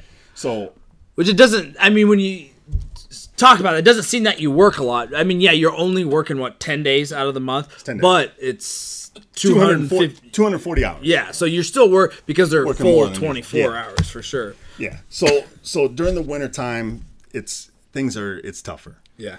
The weather, like I'm sure firefighters down in like Texas, Florida, and all that, they're like, yeah, they got to deal with heat. But I think Nebraska for weather is just super extreme, man. Like in the summer, it's humid, it's fucking hot. In the winter, you get these negative 30-degree days like we just had the other day. And I think people who don't do, I got respect for all firefighters, volunteer, paid, all that stuff, military. But if you don't do winter firefighting, like you have no idea what, Right. You could probably imagine it. It's a different beast, It's for sure. It's completely different. So lately it's just been busy, man. So you take, and so what happens is like during my set, so we do 5 days. So I'll do 24 on, 24 off, 24 on, 24 off, 24 on, 24 off. And I'm at a busy firehouse in the city. Which you like. Which I like to be busy because I still consider myself a young guy. Yeah. I like to work. We got a great crew. We all get along. Everybody wants to work and we want to help people and we want to do all that stuff. So what happens is sometimes we like I said, we go to in the morning, we check all our gear. We check our personal equipment, our air packs and all that, and then we check the gear on the rigs. I'm on a truck company, a ladder truck company, hook and ladder truck company, whatever you want to call that. So we do forcible entry, we do search, we try to find people trapped. The real heroes. We do ventilation, horizontal, vertical ventilation. We'll get on the roof, we'll cut a hole to let heat and smoke out. How long you been on that truck? I've been on a truck for about 4 years. Yeah, and you like doing truck better? I love doing truck work. Yeah. So I was mostly on the engine. The first part, I just hit my 10-year anniversary. Congrats, by the Thanks, way, man. man. I mean, yeah, 'cause from what I know, like there have no major injuries. You're still fucking walking, still kicking ass. So Thanks, congrats, man. it's Thanks, fucking brother. awesome. And I know you love your job and everything, and I love hearing about it. So, but yeah, like seriously, that's awesome to do 10 years. Hey, thanks, and I brother. know you're gonna go for a long time, but that's hey, awesome. Thanks, man. And that's a big thing, to stay healthy. It's dangerous as fuck, man. So the first few years I was on an engine. Yeah. I went through training through the military and through the USAR program, and I got specialized training. I got on the special ops program with the Military firefighter. Me too. That's weird. 245? Yeah, for life. Till I die. So I got in the special ops program with the city I worked for, and then perchance we had a guy that got hurt in a Mayday fire, a collapse, and people were trapped. Firefighters were trapped. Jesus. So anyway, the guy that was in this spot on the special ops rig rescue got injured. He was out, and he ended up leaving the job due to disability. So at the time, I went there to work to fill in because I was special ops certified. They liked me, and they asked me hey, do you want to just stay around for a while? We like you here. You're a good fit. I stayed, so I was there for about a year. So I was there for a year on special ops, and special ops goes to every fire in the city is a RIT team, rapid intervention team. They go to every extrication in the city. So anytime somebody's trapped in a vehicle, they go to hazmat situations, rope rescue, confined space, any kind of special, any kind of problem where if like citizens call 911, the fire department shows up, and if the fire department's like, we need more equipment, we need more specialty, we need whatever else, then they call, like, special ops rolls out for that. So I spent a year on special ops. I got a lot of experience, a lot of hands-on, and I learned a lot. I watched the crew that I was with was to my opinion, the best crew, the best captain, the best driver, and one of the best firefighters in the city. They still are. Probably the whole country. Probably. I can't say that, but they're a solid crew. They liked having me around. They're the ones that gave me the nickname Spicy Brown. So I worked with them for a year. I didn't know that. Yeah. You probably had told me once. Yeah, but I got that. So working with special ops on rescue, every fire in the city we would go. Every extrication in the city, people trapped like in a car. We'd have to cut them out of a car. We would go. We went to a lot of calls. I learned a lot that year. And in that year, like being on rescue, you use a lot of tools, a lot of ropes, and that's a lot of truck work. So no disrespect to engine companies. For like say it's a house fire, which is like your normal thing. They send 3 engine companies and a truck company, ambulance, 2 battalion chiefs, and then of course the rescue company. And then if it's a working fire, they give out a couple more. So their truck companies are more specialized. It's just a giant toolbox. We have 2 circular saws, 2 chainsaws. We got the 100-foot ladder. We got ladders, pike poles. We got all specialized equipment. And we go in without a hose line. So, and you know that, Pags, but for the people listening, people don't know. So if we go into a house, a lot of times the engine company's going, they're going to put the fire out. The truck company, if we're going in, we're going to go search, find victims, and then help find the fire and do all that stuff. So if you run into trouble on an engine, you could follow the hose line out. It goes right, it's attached to the truck. Yep. So you're going to find it out. Being on a truck company, sometimes we don't have a line. We got to keep track of where we're at in the building, what floor we're on, what doors or windows. We keep track of that stuff. A lot of times we're searching in zero visibility. We might have to bail out of a window, call for a ladder, whatever. So it's to me, it's more difficult. It's more specialized. Yeah. But after being on special ops, I just more comfortable with it. More comfortable. I wanted to get into the truck work, and then I've been on a truck for about 4 years, and I love it. So 10 years on the job. No major injuries. I think mentally, like I think I'm pretty good, man. Yeah. You know what I mean? Like I think I'm doing well. I think so anyway. Yeah. That's Camus. But you see, and I know you've seen some shit, but yeah, you seem to be doing good. I mean, the cameras that I secretly installed here, checking on you, every day. You seem well. But so what happens is during a set, like sometimes you just get like beat up a little bit. So like I try to take a nap after lunch every day, and then at night I try to sleep, and then if I can, the next day, if I have to, I'll take a nap in the morning. And sometimes none of that shit happens. Yeah. Sometimes you take a nap, and then you fucking make a call, come back. Oh, I'm gonna take a nap again. Take a call. Get a call at night, and it's the same thing. And then so you add that on top of. And then just that alone, I think it fucks you up. And they compare that to like a new mom who has a baby that wakes them up every hour. Absolutely. Except it doesn't, it's just not like a year or two. Like it's for 25 years maybe. So, and you could go all night and not get a call. Absolutely. Absolutely. And that happens. But yeah, and when you're at a busy station. But even if you're not, anytime you can go, you just got to be ready to go. So right. So what happens is... So at my firehouse, we got a truck company that I'm on. We have an engine company, and we have an ambulance company. And the tones go off, and I listen. And sometimes it's for us, sometimes it's for all of us, sometimes it's just the ambulance. And what happens is you quietly, if you hear, it's not you, like Med 31, Engine 31, so and so, personal injury collision on this address. And you're just kind of like. And you roll over and go back to sleep. And then if it's for you, you're like, well, fuck, we're getting paid for this. Hell yeah. It's a unique job because most people are not able to sleep at their job. But there's also a lot of other bad things that people don't have to deal with at their job. So what happens is you get kind of worn down. So then when you add like stressful calls, like stuff with kids or stuff with like trauma, violence, and then on top of that, you add like dangerous stuff. And then on top of that, you add like bitter cold. And when you're outside for extended periods of time, it starts kind of breaking you down. And for me, at some point, like the other day, we had a real bad day. And I'll talk about that because it's kind of funny. Yeah, it is. Yeah, because you told me about it. And it's interesting. It's interesting as fuck.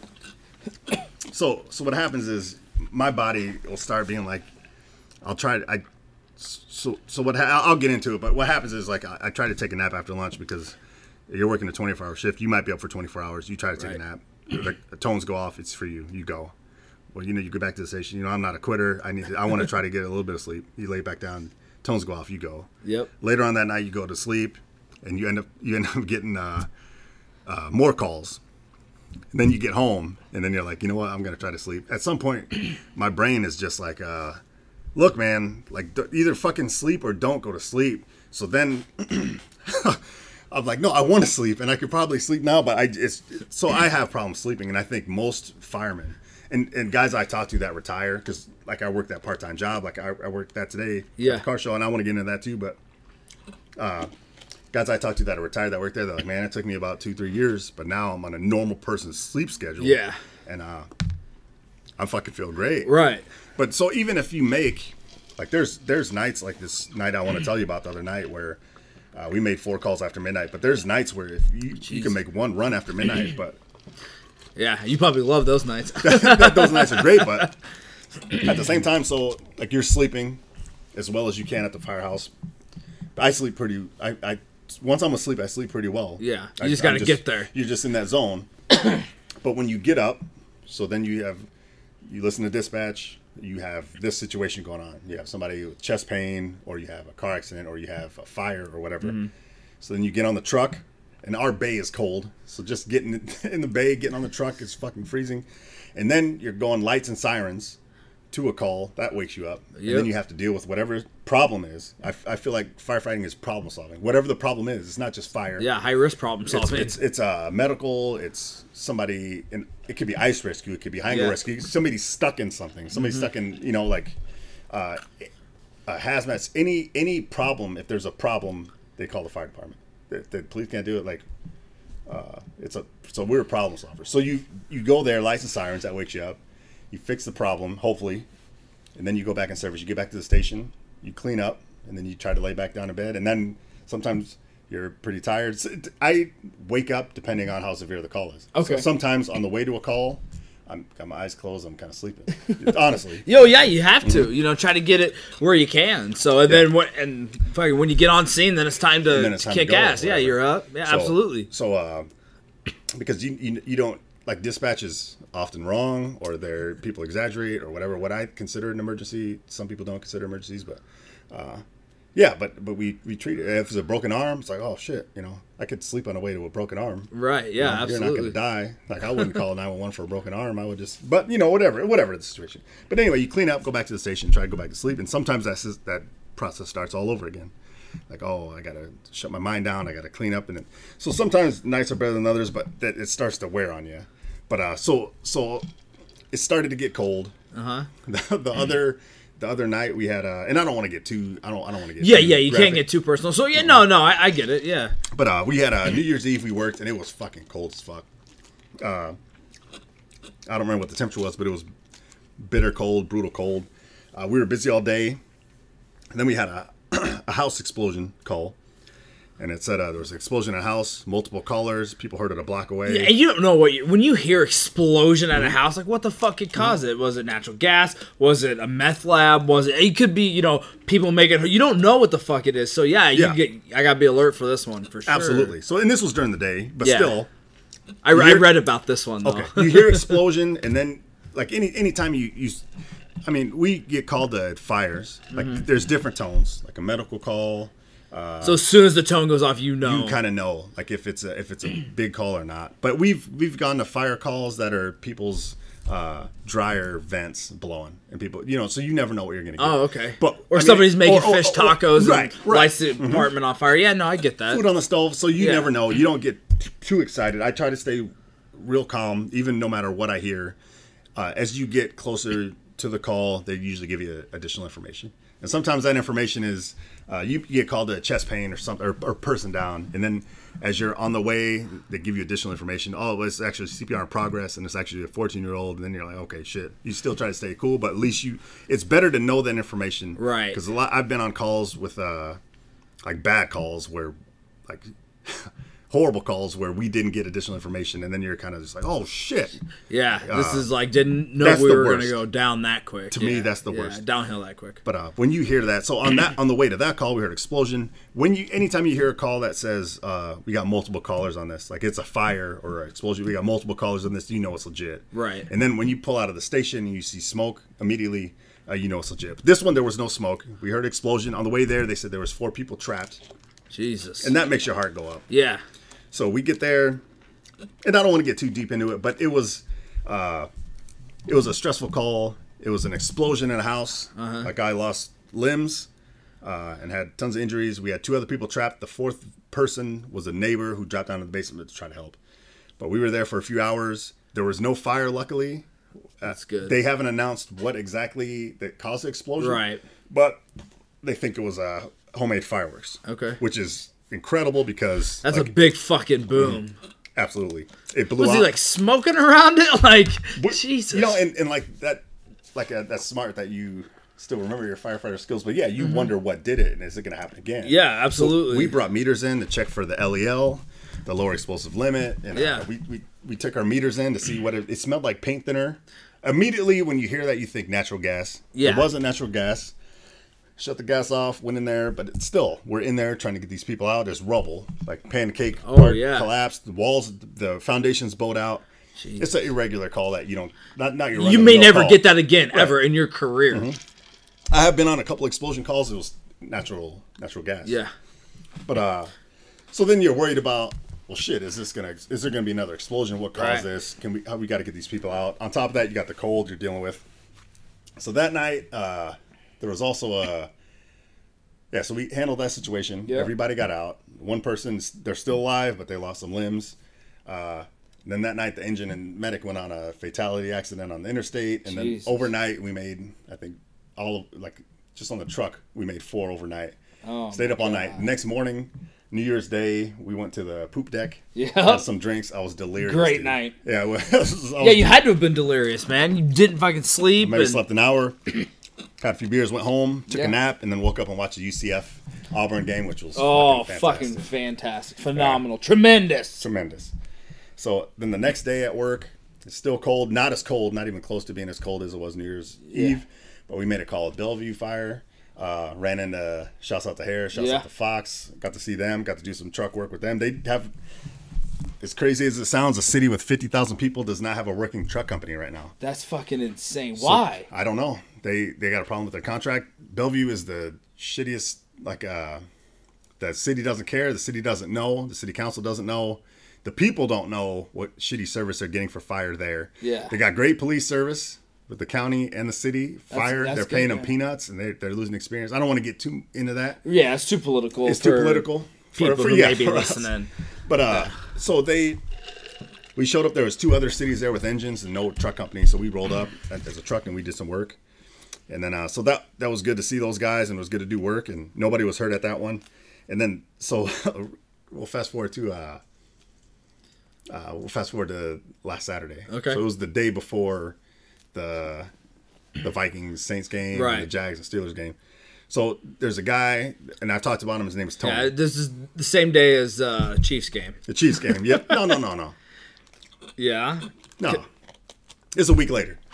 It's a week after the Chiefs game. Oh shit! Yeah, sorry, they lost. I've been in such the funk that I've been in the wallow from that fucking loss. You're right. My bad. Maybe a little faded, peeps. Just I would talk about that, but we already talked about that. Yeah, absolutely. You right. My bad. My bad. So there's a dude that I work with, Tony, and we're gonna have him on the podcast. For multiple reasons. He's a solid dude. He's a Mexican American. His name is Tony. He's from the same city that we work in. He was in Desert Storm. He's an Army veteran. He spent 25 years on the job, and most of it is at the firehouse that we're at together, which is a busy firehouse, which a lot of people would be like, dude, go somewhere slower. Like, there's a ton of stations out there that he could easily get. He could get, because it's all based on seniority. Yeah.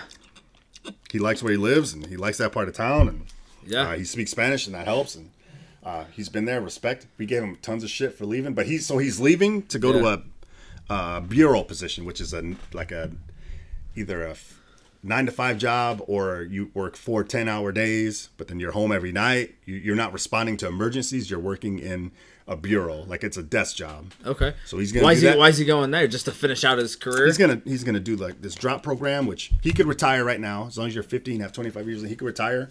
He's gonna go to the bureau, help educate the public. Smart. Because that's what it seems like a. Dude, that's a great move, man. It's a great move. It's smart. He's had bad calls. Obviously, he's been on for 25 years. He's had some that shook him, and he I don't want to, but he had a bad dream about something that happened. Yeah, it's close to a call we had recently, and if you're in that busy of a station for that long, you're gonna see some shit, like you said, and you're this close to retirement. You don't want to. Maybe get it back on. He gets hurt, when he's on his way out. So I get it. That's a great, especially if he's going to be helping out with the public and informing. That's a great fucking move, man. And real quick, not to get too political, but there's not many jobs there's not any other job I could really think of that tries to eliminate our jobs or positions. Right. You know what I mean? Like the fire department, we educate people. Yep. We give out smoke detectors. We teach kids because we don't want to see dead kids. We do that shit. Where I see like cops are like, we want to work. We want to keep drugs illegal. The unions, the prison unions are like, we want to keep drugs illegal. Yeah. We want to do sting operations. We want to go undercover. We want to do these things where the firefighters are all like, we don't want to work. We don't want to see dead people. We want to, you know what I mean? Like we're trying to eliminate our job. Yeah, absolutely. And you don't see that, and I don't think. You get a working fire if there's no deaths and stuff. I'm sure it's an adrenaline rush. It's nice, you do your job and get it done. Yeah. But if you had the choice to, let me respond to a house fire or not, of course you don't want to fight. No. You don't want to see people lose their possessions. You don't want to see people lose their pets, lose their loved ones. I totally get that. Yeah, people for sure. People are, even if it's. Best case scenario, it's just a house fire. We save half of the house, whatever. Right. There's still pictures in there, memories in there. Yeah. They got to find a place to stay. They're devastated. They're still on the curb crying. Yeah. You know what I mean? Like it's tough. Worst case scenario, you have dead people in there. Right. And we've all of us have been to many of that. Mm-hmm. So anyway, so the story is funny. It's a funny story. Everybody's like, Jesus, where's this going? Go back to the death pool shit. You're right. Sick fuck. Talk about more about the playoffs, you fucks. So it was Tony's last day, and we're not nice about it. We're like, you know what?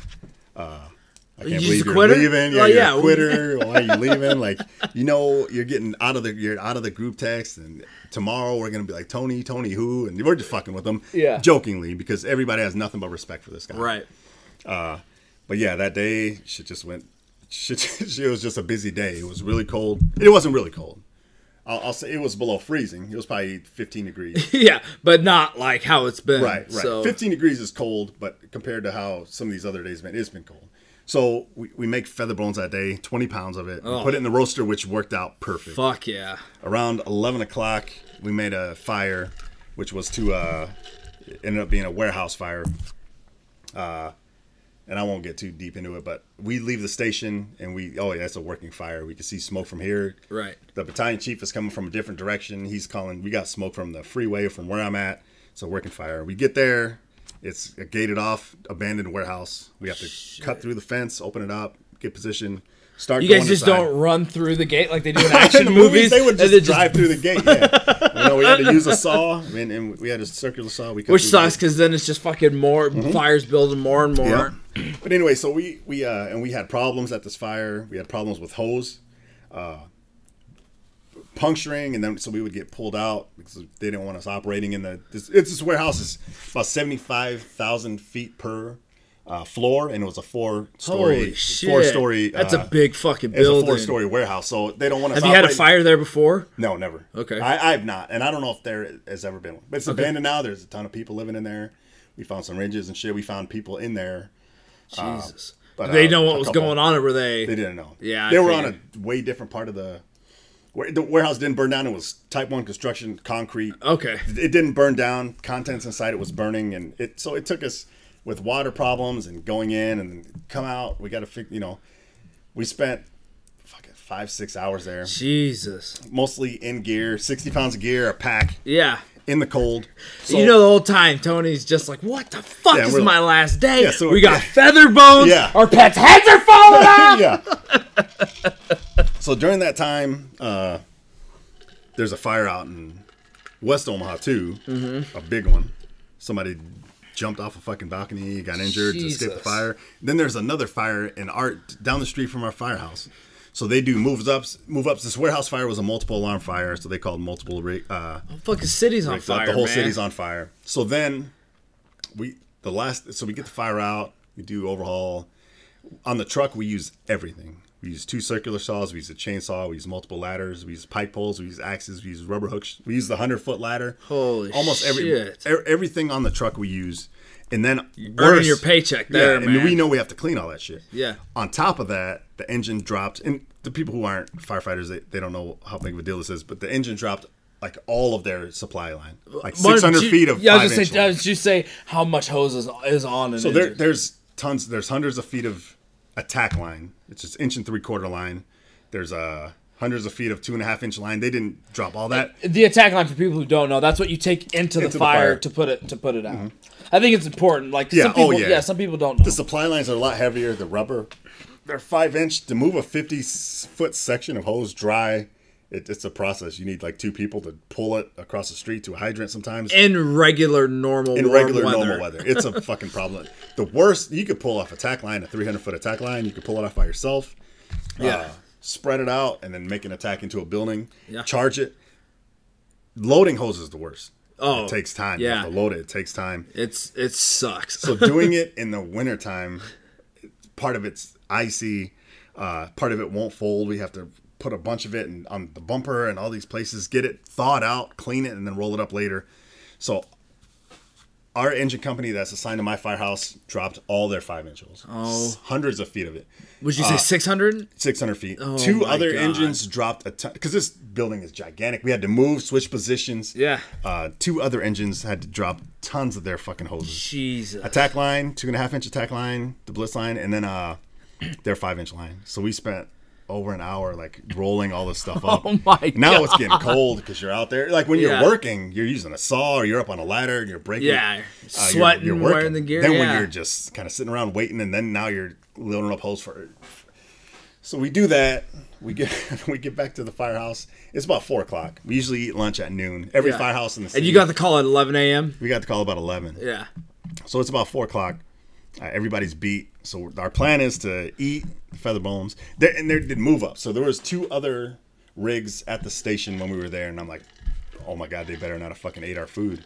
That's like a big no-no. So what happens is, in that whole part of the city in Southeast, every rig in that part of the city is at this warehouse fire. Okay. So now there's normal calls going on. There was a CPR in progress. There's all these otch other calls. So now if other parts of the city catch on fire, so they move other rigs to sit in our firehouse to respond to our normal calls because we can't. Yeah. So it spreads the city thin, but then they have a fire out west. They have another fire out in our territory, a vacant house fire. So like the city's stretched thin. There's 3 fires going on. There's CPR in progress is down the street from us going, like all this stuff's going on. So we get back to the firehouse. Our plan is to eat, and then clean up, and then fucking hopefully just chill. While we eat the feather bones were smashed. Oh, I bet. Earlier, a couple days before that, we had a kitchen fire in a restaurant, the GI Forum. Oh, shit. So that day, they gave us tamales, rice, and beans. Nice. So we had feather bones, and we had the tamales, rice, and beans. Dude, that's fun. That's a way to go out. Right. And you know the whole city's on fire because Tony's about ready to bounce from this fucking station. So we're freezing. We're dirty. We're going to eat, and then we're going to clean up. So we start cleaning. We start cleaning the saws and cleaning the ladders. The engine's cleaning their hose. This is about maybe an hour after we get back. Tones go off. It's a fire. Oh my God! We pull out on the main strip, and there's a billow of smoke just raising up. Then they give additional information. Are you shitting me? People trapped. Oh fuck! It's like, you gotta be fucking kidding me. So we get there. It's an auto like repair shop / auto car lot. Nobody's trapped. So that makes you kind of breathe a little bit and think about it, because that switches priorities completely. Yeah, absolutely. If somebody's trapped, that's the priority. I don't give as long as the fire doesn't spread to other buildings. We get the people out, then we could worry about putting the fire out. We could worry about saving what we can save. But if there's people trapped, that's number one. And that's your job. That's our job. Yeah, that's you to go in and get the people. So yeah, absolutely, you got to be in the right mindset for that. So that switches gears. Okay, nobody's trapped. We got to stop the fire. Then we got to make sure it doesn't spread to any other buildings or any other vehicles or whatever. So things slow down. But it's cold now. It's getting dark. We put the fire out. That one, and that's another one. So like you have another one. So you have your house fire. So like the set before that, we had the house explosion. This is unusual. Then we had the house fire. Jeez. So that was normal. Yeah. So then you get into your warehouse fires. That's gigantic. That's abnormal. We're hundreds of feet in the building trying to find exactly where this fire is. We got to get out. Like we're running out of air by the time so that was not your typical fire. Right. So then now we're tired. We're still like covered in ice. Now we're at this fire and it's a fucking car shop, which is like, you go to a house fire anytime. You go to a car shop, they got gasoline, they got oil, cleaners, they got probably different shit that could explode. You don't know what's where. Yeah, you don't know what's where. You got all these hazards in there. It's not your normal fire. Yeah, you got fucking air compressors that can fucking go off. Yeah. So you're worrying about these different hazards. And that one I actually, I partially fell through a floor. So I went to the upstairs and and it's kind of it was smoky, but it wasn't too smoky that I couldn't see the floor. Yeah. And if you can't see the floor, you sound the floor. But somebody else was in the room already. Yeah. So, what's sounding for people who don't know? Okay, so you have whatever tool you have, your axe or your pike pole.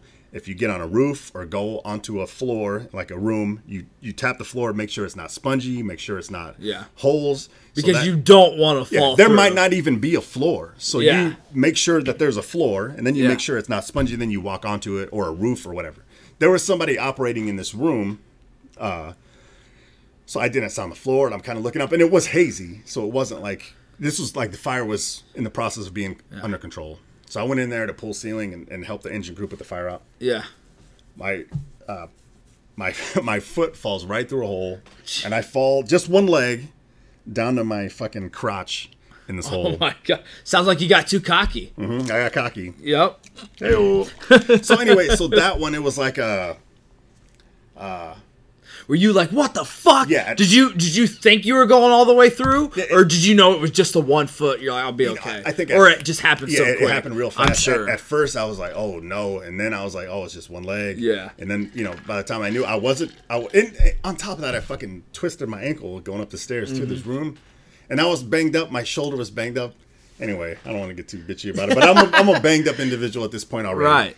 So anyway, no, it happened quick. But you're still killing it. I'm still killing it. By the time I knew it, my legs through the floor, and then I'm make my way out of it. I'm not hurt.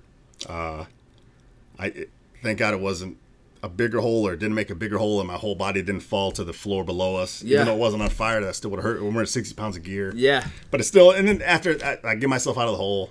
Plus the shame that comes. Yeah, that was it. I was more embarrassed than anything. So I'm like, hey, there's a fucking hole. Like people behind me, hey, there's a fucking hole here. But anyway, so we get through that. Did you fall through a floor, Spicy? Nope, don't know what you're talking about. That wasn't me. That was some other fuck hole.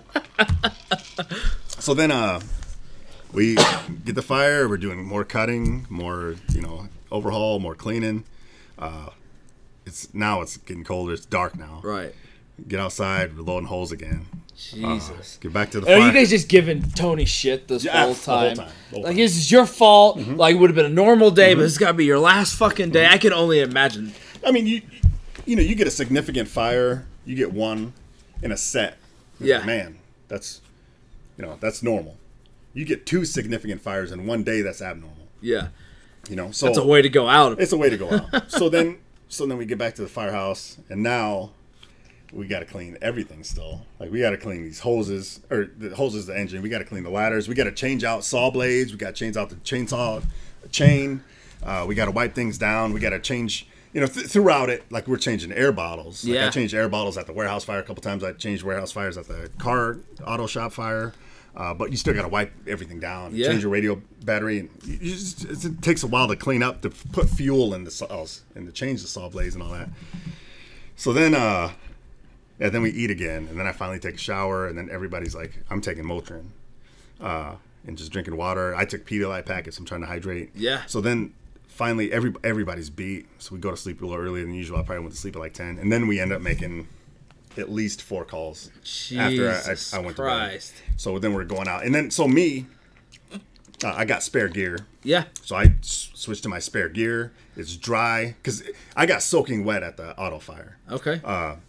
Which would make sense. Because we're spraying water, we're spraying foam, we're soaking everything down this. It was burnt the fuck. You're 3/4. You don't want it to rekindle. You're 3/4 the way in the room. So you don't want it to rekindle, whatever. So we're soaking everything down, and we're pulling sealant, and I'm completely soaked.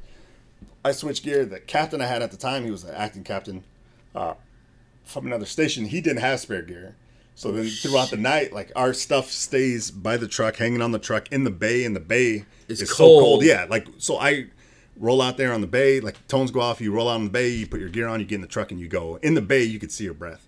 So your stuff's not drying. Jeez. So I had it's cold as fuck. It's cold as fuck. So I had my fresh gear, and then 2 of the people on at least the truck, they're putting on cold, wet gear to go back out at 3 in the morning for calls. And that's so awful. It was an awful night, And well, I mean, firefighters don't do anything; they just get to hang out and eat all day. Yep, so, but they're fucking lazy union fucks.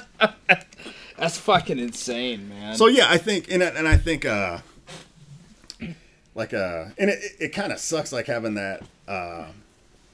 We follow the mean streets on Twitter. Yeah, and they say everything on there, and then I know Camus like reads it, whatever. She saw the smoke. Her and Avi were going to Gamers or something, and she's like, "Oh shit, they got a ton of smoke over there. It must be a fire." And after that, she started reading.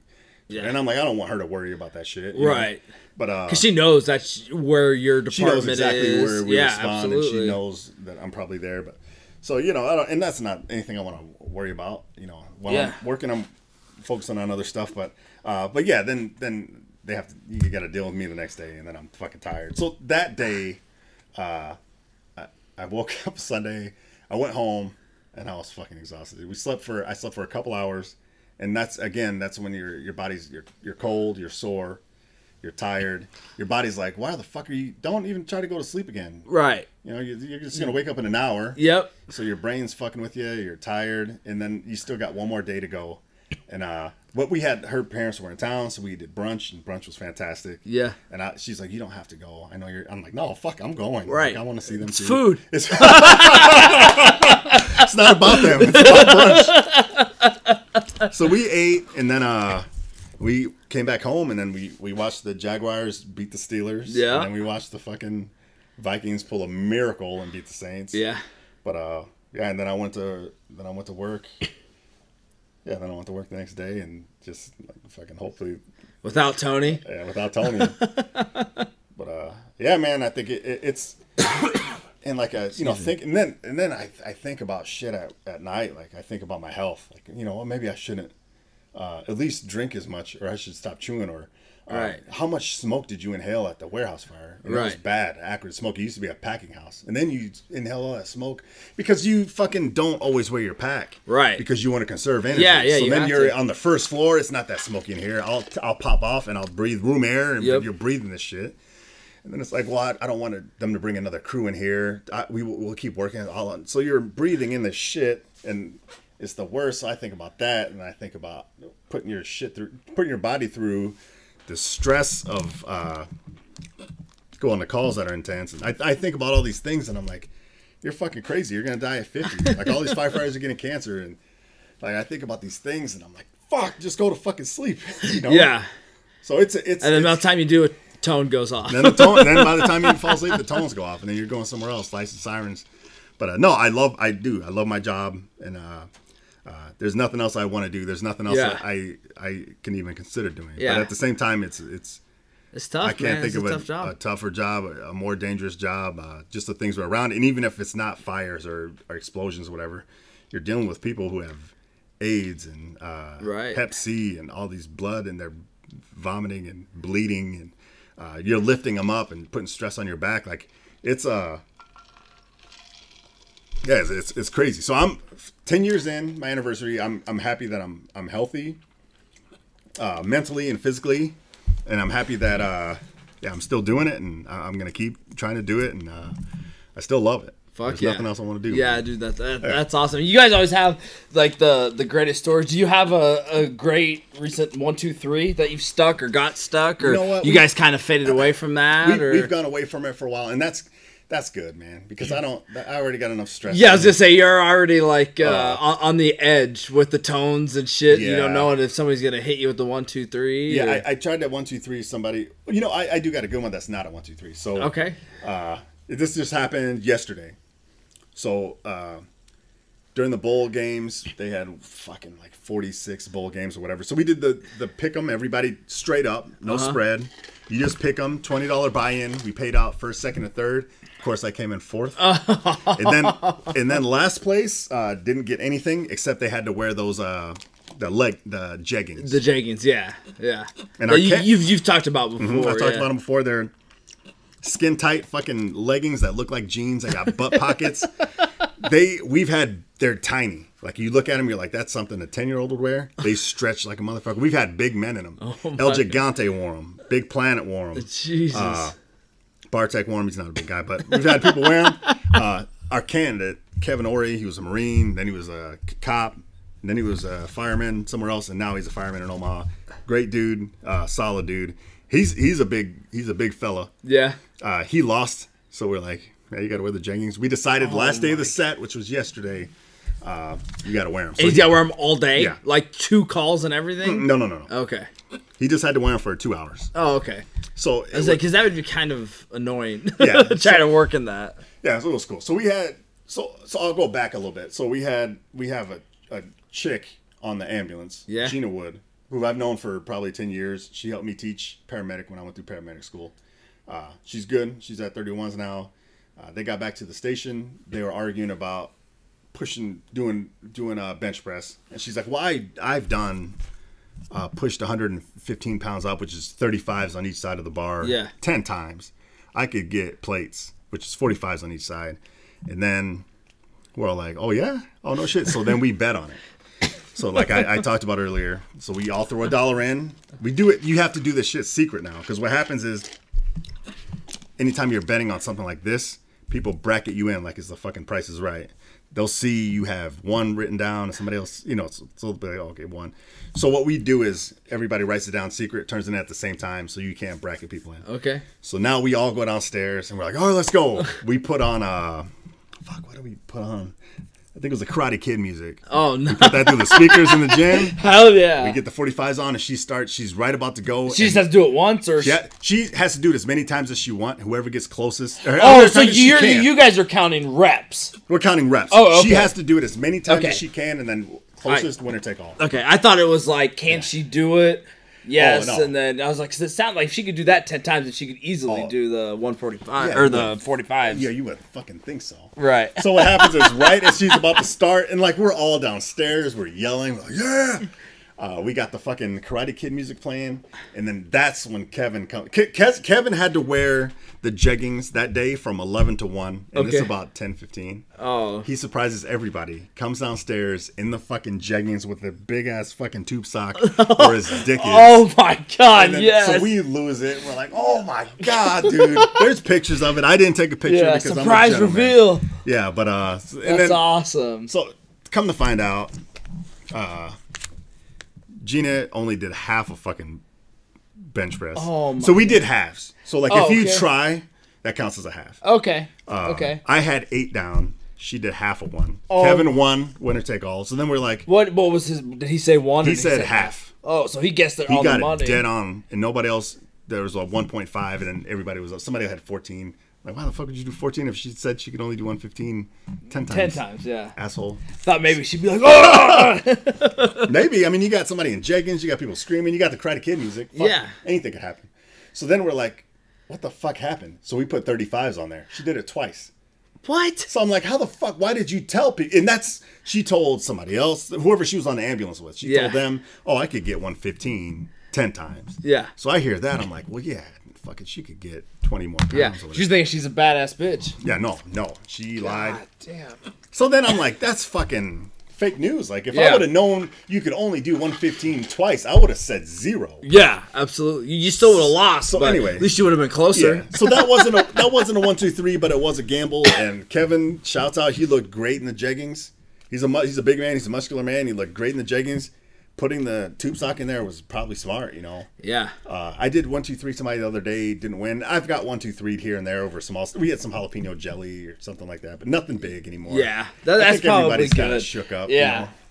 Absolutely, dude. That's fucking great, man. Well, yeah, I mean, I always love hearing your stories. I know you told me about that crazy day because we were talking. Yeah. Because we called. We were texting each other about the death pool. Yeah, we're doing death pool, and then we also wanted to touch base because figure out, like, you know, what the plan was, because this, I know we say we usually podcast during the weekend, but this isn't a weekend. It's Thursday night. I just happened to be in town because of my work team outing, and then you got drill this weekend, maybe, depending on what the government does. Right. And so yeah, we just wanted to at least get some episodes in for you fucking nasties. So we were just doing that. You were telling me all about that. I'm like, Jesus Christ, and yeah, we were talking about the games and shit like that. So that's fun. I love hearing that shit, man. I mean, I always love it, you know, when you talk about. And I think people who don't know, maybe don't know anything.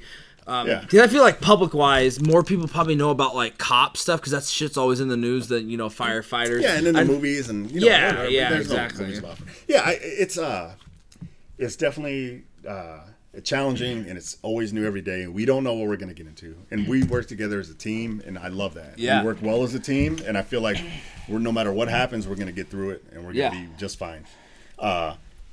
When you add, like 2 days ago, it was like they canceled school. It was like negative 30 degrees below zero, and it's just like, this is a fucking nightmare. Like, we kept going out on calls, whether it's a car accident or whatever. Sometimes you're outside, like that day on that Saturday, it was 15 degrees. We spent 8 hours outside, and a lot of that time we were wet. Like, you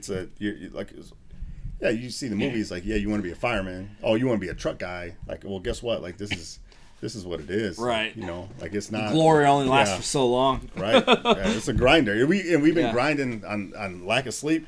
So, like, for me, my worst day is like day 4. Yeah. Like, a lot of times, like, we're busy.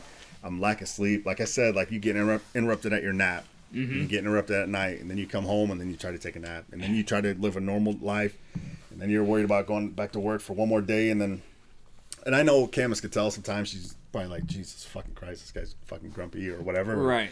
And that's why sometimes I'm like, well, I don't fucking want to go and see people, and I don't want to be around people I don't know, and I don't want to talk to people I don't know, and I feel weird around, like, a big crowd. Like, we went to the I didn't tell Camus, but I'm like, I don't want to go to this, but we went to the W East W West basketball game, right, which is fucking packed from room to room. It's a rivalry.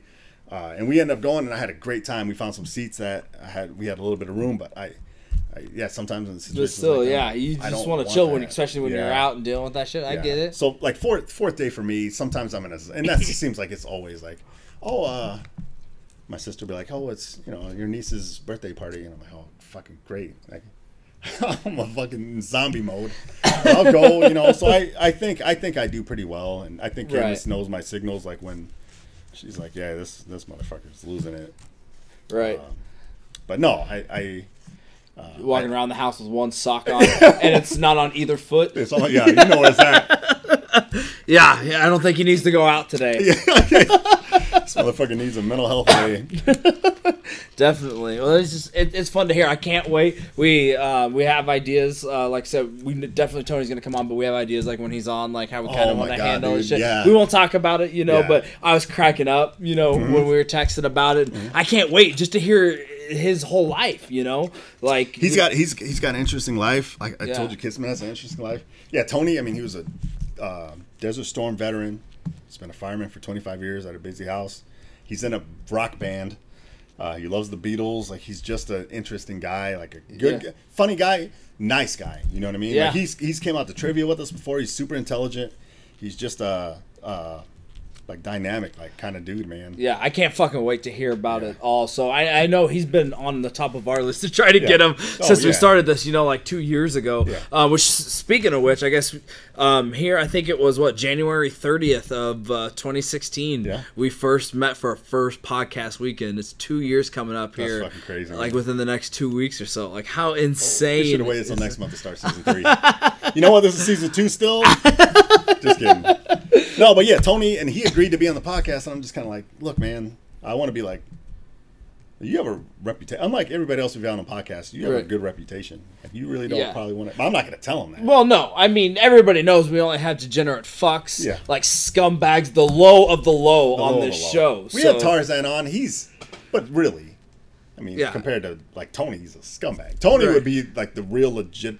The most legit person we've had on the podcast. We just may have to, after he's on, we just shut it down. Like, just no more. It like ends up ruining our reputation. Yeah. These guys are they're squeaky clean now. Yeah, we can't listen to them. We can't fuck with them. That's the end. Next time, Spicy and Friends.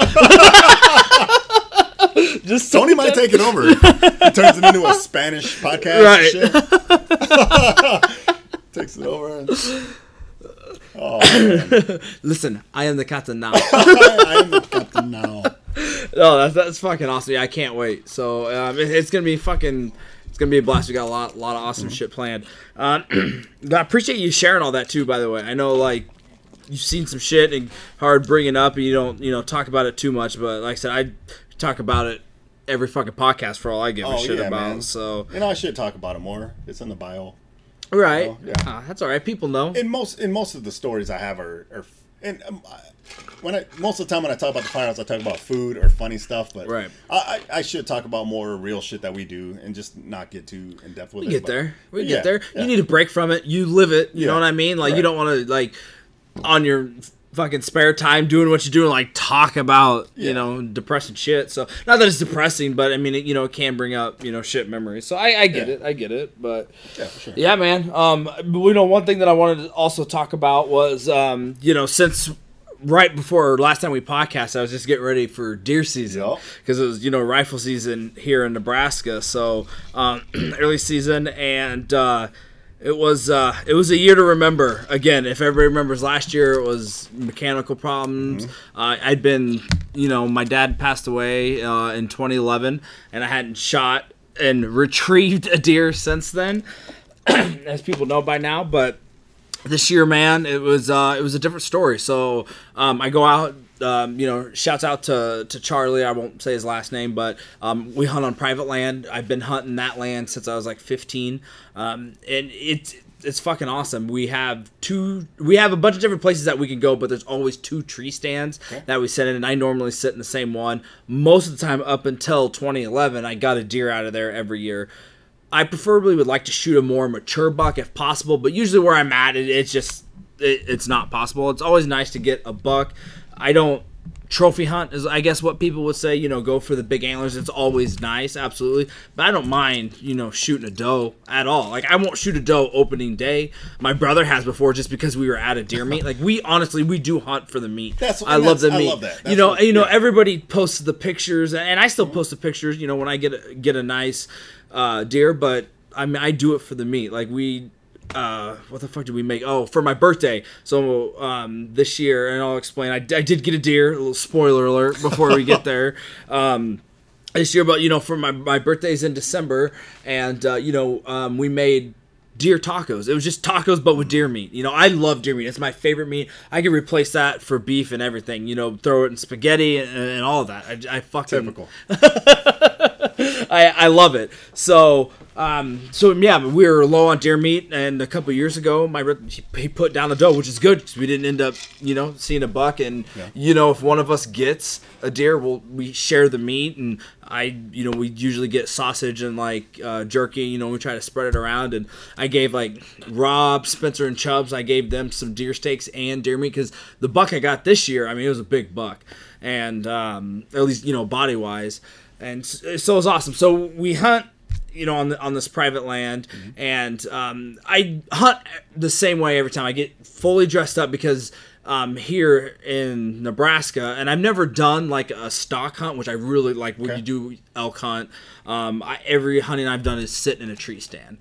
It's definitely a different type of hunting than some people do and stuff like that. But I love it. So what I do is we get out there in the morning, usually an hour before, get out to the tree stand, maybe 5:30, somewhere between 5:30 and 6. And as soon as I get out there, I get everything set up, and I just try to sleep as soon as possible. I put my hand down and just pass out because I'm dressed warm enough. It's not, I pull in and it's like literally a minute walk to the tree stand. It's not like I have to hike back or anything. Right. But I'm, nice and warm, just from the walk, and I got bibs on, I got muck boots on, because again, I'm just going to be sitting there, so it's, it's cold. It's usually like the second week. It's mid-November usually, because you're hunting during the rut. And what kind of rifle are you using? So normally I have the 7mm, which is a big ass rifle. It's probably too big for deer, especially how close I shoot. But it was my great uncle's, and then it was given to my dad, and then my dad gave it to me. So that's why I usually hunt. For the most part, I shot most of my deer with a rifle that was on loan by my uncle, my mom's brother. Because I started deer hunting when I was 12, and so he gave us a 243 lever action. I can't remember the brand. And that's what I shot 99% of my deer with. Well, this year, you know what? I said, fuck it. I don't necessarily need a scope where I'm hunting. Like, it's anytime I shoot a deer, it's going to be, no more than... Where I sit, I face south, and behind me there's a field, so I guess if they're coming up over the hill, it could be a long shot. But there's kind of a house back in one area, so if it does appear there, I wouldn't take a shot at it anyway. But most of the time, they'll come down, and I sit along a tree line, and they can come down behind me. So I think the furthest... Again, I could go like 100 yards if it depending on where it was in the field behind me, but most of the time it's no more than like 20 to 30 yards. So you're almost waiting for them to get under your tree stand, or just real close. As long as it's a safe direction. The house. And like I said, the house, I face south. The house is north to me, so it's right behind me, and it's up on a hill. Most of the time, if I see deer up there, I just wait until because it's an open field, but there's a tree line that's off to the east, so off to my left, if I'm sitting in the tree stand, where they would come down, and then they would either cross or just cross, like literally where my tree stand is right behind me. So I just wait till they come down. There's no reason to take a shot that far, that far out. And do, because I'm not a hunter. People that I'm not, I want to hunt, I want to do it more, I just never did it. I have gone out and not shot anything out of Kansas Family's ranch. But so for me, and then for people who don't hunt, you're in a tree stand, but do the deer, like you're still and you're quiet, do the deer not look up? Do you lay any like a salt lick or anything down? No, I don't know the actual, legally, I don't know. I don't think you can legally put a salt lick out because that's baiting them. I don't know. I don't do it, but I don't know. I probably should know since I hunt, but since I never do it, if I were to think about that, I would definitely look into it. But I don't think it's legal. So I sit in the tree stand. I like sitting in the tree stand better than on the ground because you have to be way more still. But I'm up like 20, 30 feet in the air. So yeah, they could definitely see me depending on where they're at. But what I like about it is I don't worry about if I get tired of sitting, I just stand up because I'm up in the air. And there's been plenty of times where I'll like stand up, just stretch out my legs, look, see a deer. I can sit back down or stand up, grab the rifle, and they're not going to see me. But there are times where, especially if they're out a little bit, they see something move and they'll just stare at me. And there's been times where they've spotted me and we just look at each other. Maybe they're like trying to sniff to see if, depending on where the wind's blowing, if they can smell me. But smell like spaghetti. Is that marinara? Pagnasty must be out here again. But so yeah, I definitely have been spotted before, but it's not as much as if I were to be sitting in the tree line, because then you got to get moving the rifle is more like most of the time if they put their head down, I can move the rifle as long as I'm not making noise, shit like that. So but so this season I'm like, because of all the weapons malfunctions and everything, I'm like, let's change everything up. Still gonna go out to the stamps and do it, but I got this AR that my buddy built me. I go, let me take that out. There's no scope on it. It's open sights. I'm a decent shot. Iron sights? Yeah, iron sights. What kind of AR are we talking here? Just AR-16. I'm just using what round am I using? I think I'm just using a 5.56 round. For it. And it's like I said, he just built it. It has an adjustable stock, so it has like if it's all the way out, I have a forward grip on it. Iron sights, like I said, and then you can legally only, even if you can in a rifle and any high-powered season rifle, at least in Nebraska, you can only hold 5 rounds. You have to have a. You have to have a 5-round clip. So even if I had a 10-round clip and I put 5 rounds in it, that's still illegal. You have to have a 5-round clip. So I had a 5-round clip and 5 rounds. It's a semi-automatic. Like I said, it's an AR. 15. So that's what I'm using. Just open sight is not technically high power, but you can still legally use it. So that's what I'm using. And you know what? Open sights. Maybe I'll see a deer. Like I just want to see something. Most of the time, I would say. Like I said, 90% of the deer that I shot with that 243 bolt action rifle from my uncle that was on loan up until his daughter, who's like 5 or 6 years younger than me, until she started hunting, and then just not loaned it back, just gave it back to him, and then they used it. I would always shoot my deer last weekend, last day. So how I always grew up is when you deer hunt, I think like this year, say it starts on opening day is Saturday. Then you have Saturday, Sunday. Then you have Monday, Tuesday, Wednesday, Thursday, Friday. Then Saturday, Sunday. So it's just technically like it's 2 weekends, but it's just like the 6 days or whatever. And I meant to stop you earlier, but I didn't want to interrupt. What's the rut? Yeah. So the rut is when it's the humping season for deer. Hey-o. So the bucks, You're talking sex here. Yeah, sex, animal sex, deer sex. So they're looking to mate and stuff, create babies, further the species. So a lot of seasons like you're hunting during the rut. So they're you'll see deer like when their necks are thick, it's because they're like horny as fuck. They don't eat. I mean, a lot of deer will lose a shit ton of body, maybe 30% of their body weight because they're not eating. They're just looking to fuck. That's all they're doing. Like me. Right, like except every day. 365. Except I don't lose weight. Yeah, Spicy Brown, not losing weight, and then rut 365. But so that's usually at least here with and there's like late seasons that's later on in the year, and like bow season goes from September to the end of December. But early season high power rifle, it's like the 10 days, like I said, from Saturday to the next Sunday. Usually every time that I hunt, Dad would work, we would never hunt during the week. Maybe every once in a while take a Friday off and hunt there for that second week, but it's usually just Saturday, Sunday.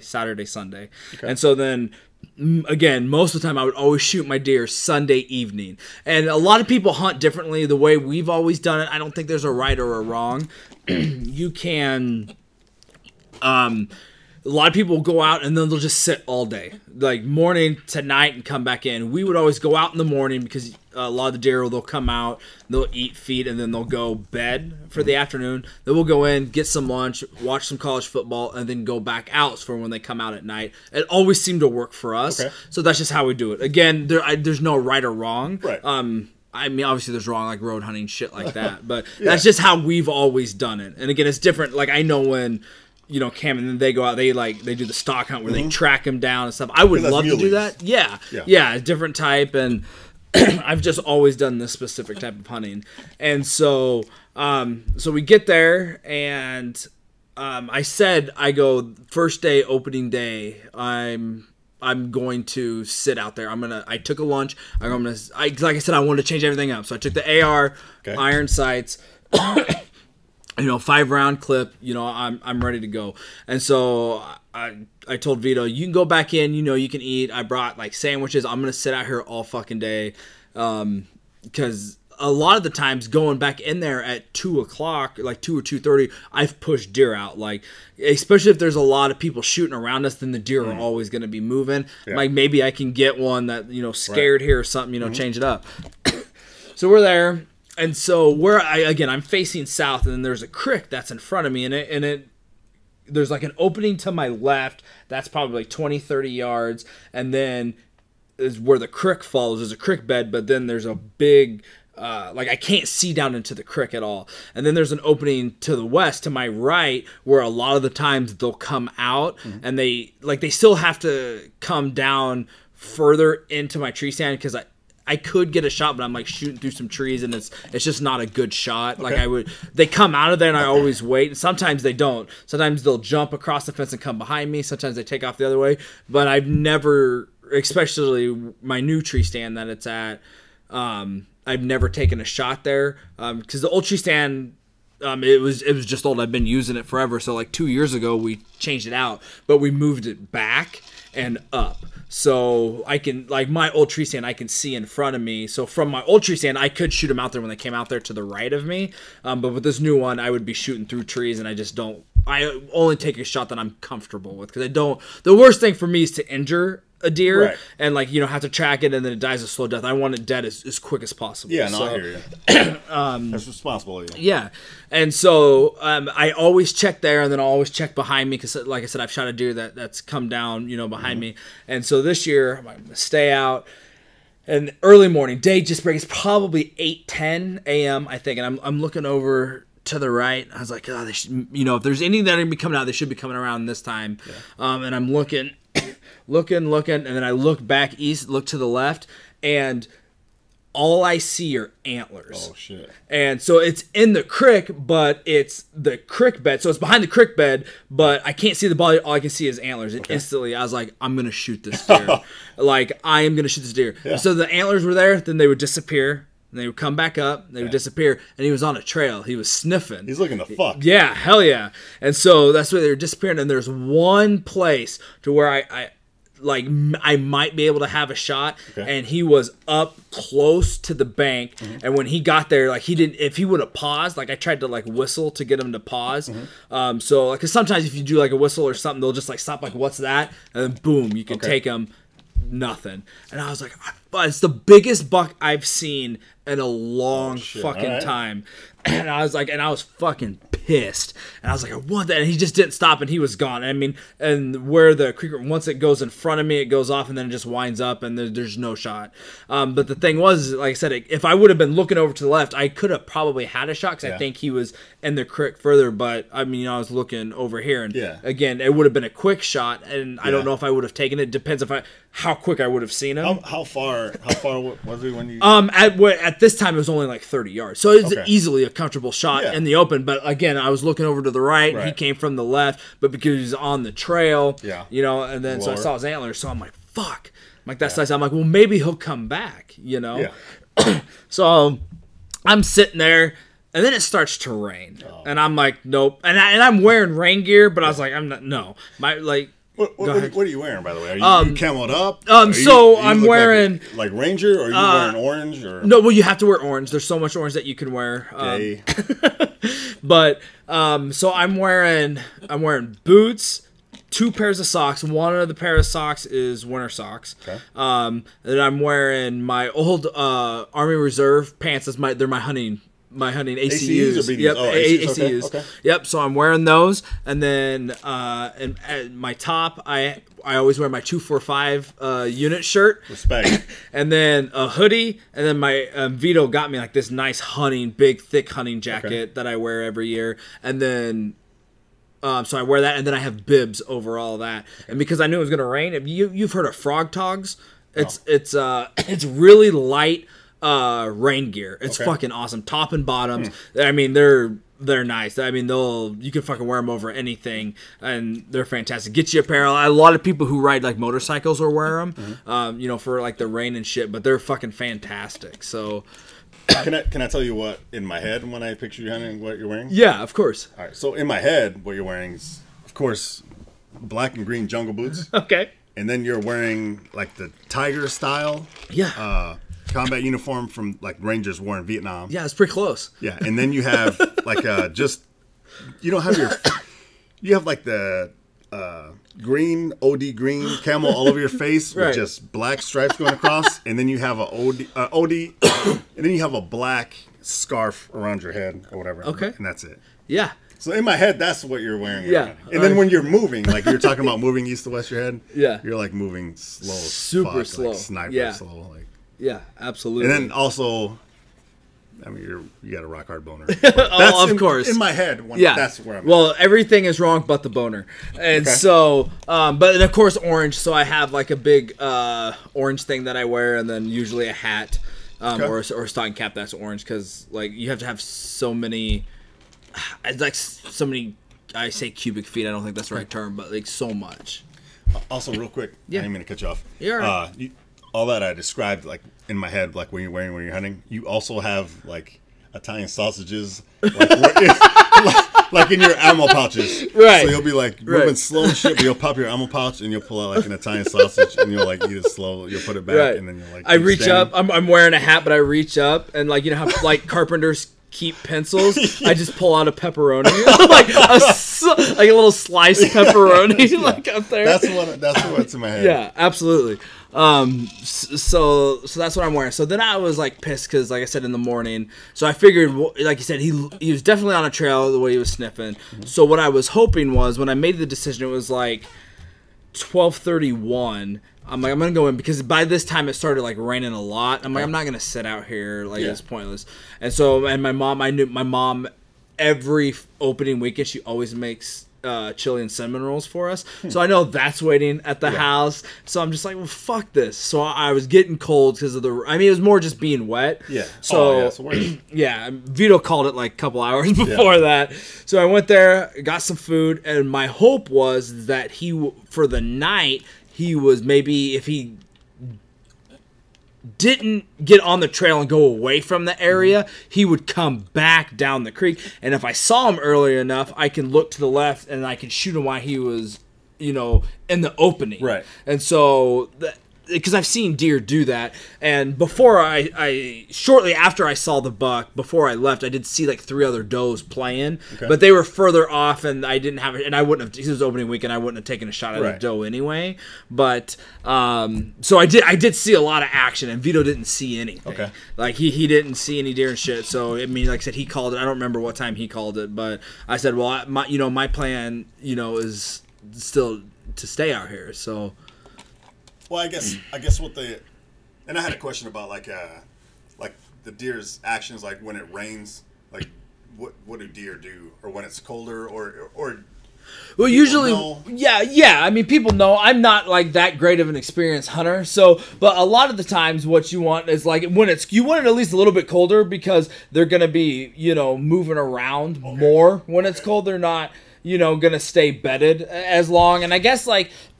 When it comes to the rain and stuff, they'll tend to move around. But again, especially like in our area, when fire starts going off, usually Vito and I we'll hear like a million shots. Not a million shots, of course, but usually opening morning, we'll hear anywhere from like 10 to 15 shots around us before we ever see anything. So like that sucks. That's, kind of discouraging. But again, I mean, you're out in nature and, you get to see like, awesome badass shit. So,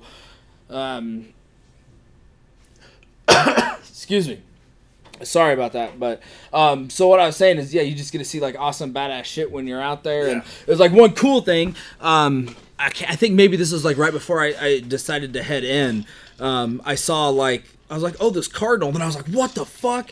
I was like, the cardinal didn't look right, and it was probably like not far from me, like 2 or 3 trees down from me. But I realized this cardinal was laying on its side, and it was dead. And it was laying over the feet of this hawk.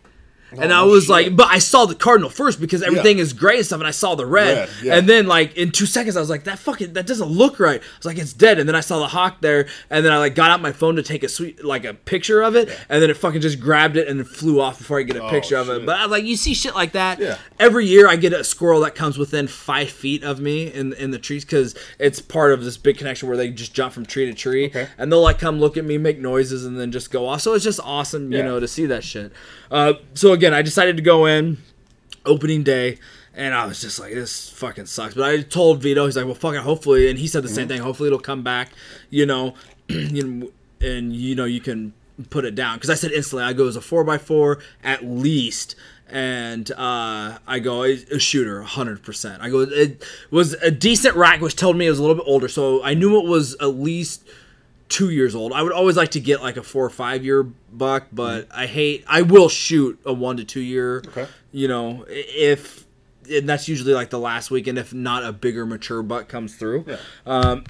But I told him I get instantly a shooter. I knew it as soon as I saw just the antlers, and then when I had like the half second where it didn't stop, it was a big body, and I was like, definitely.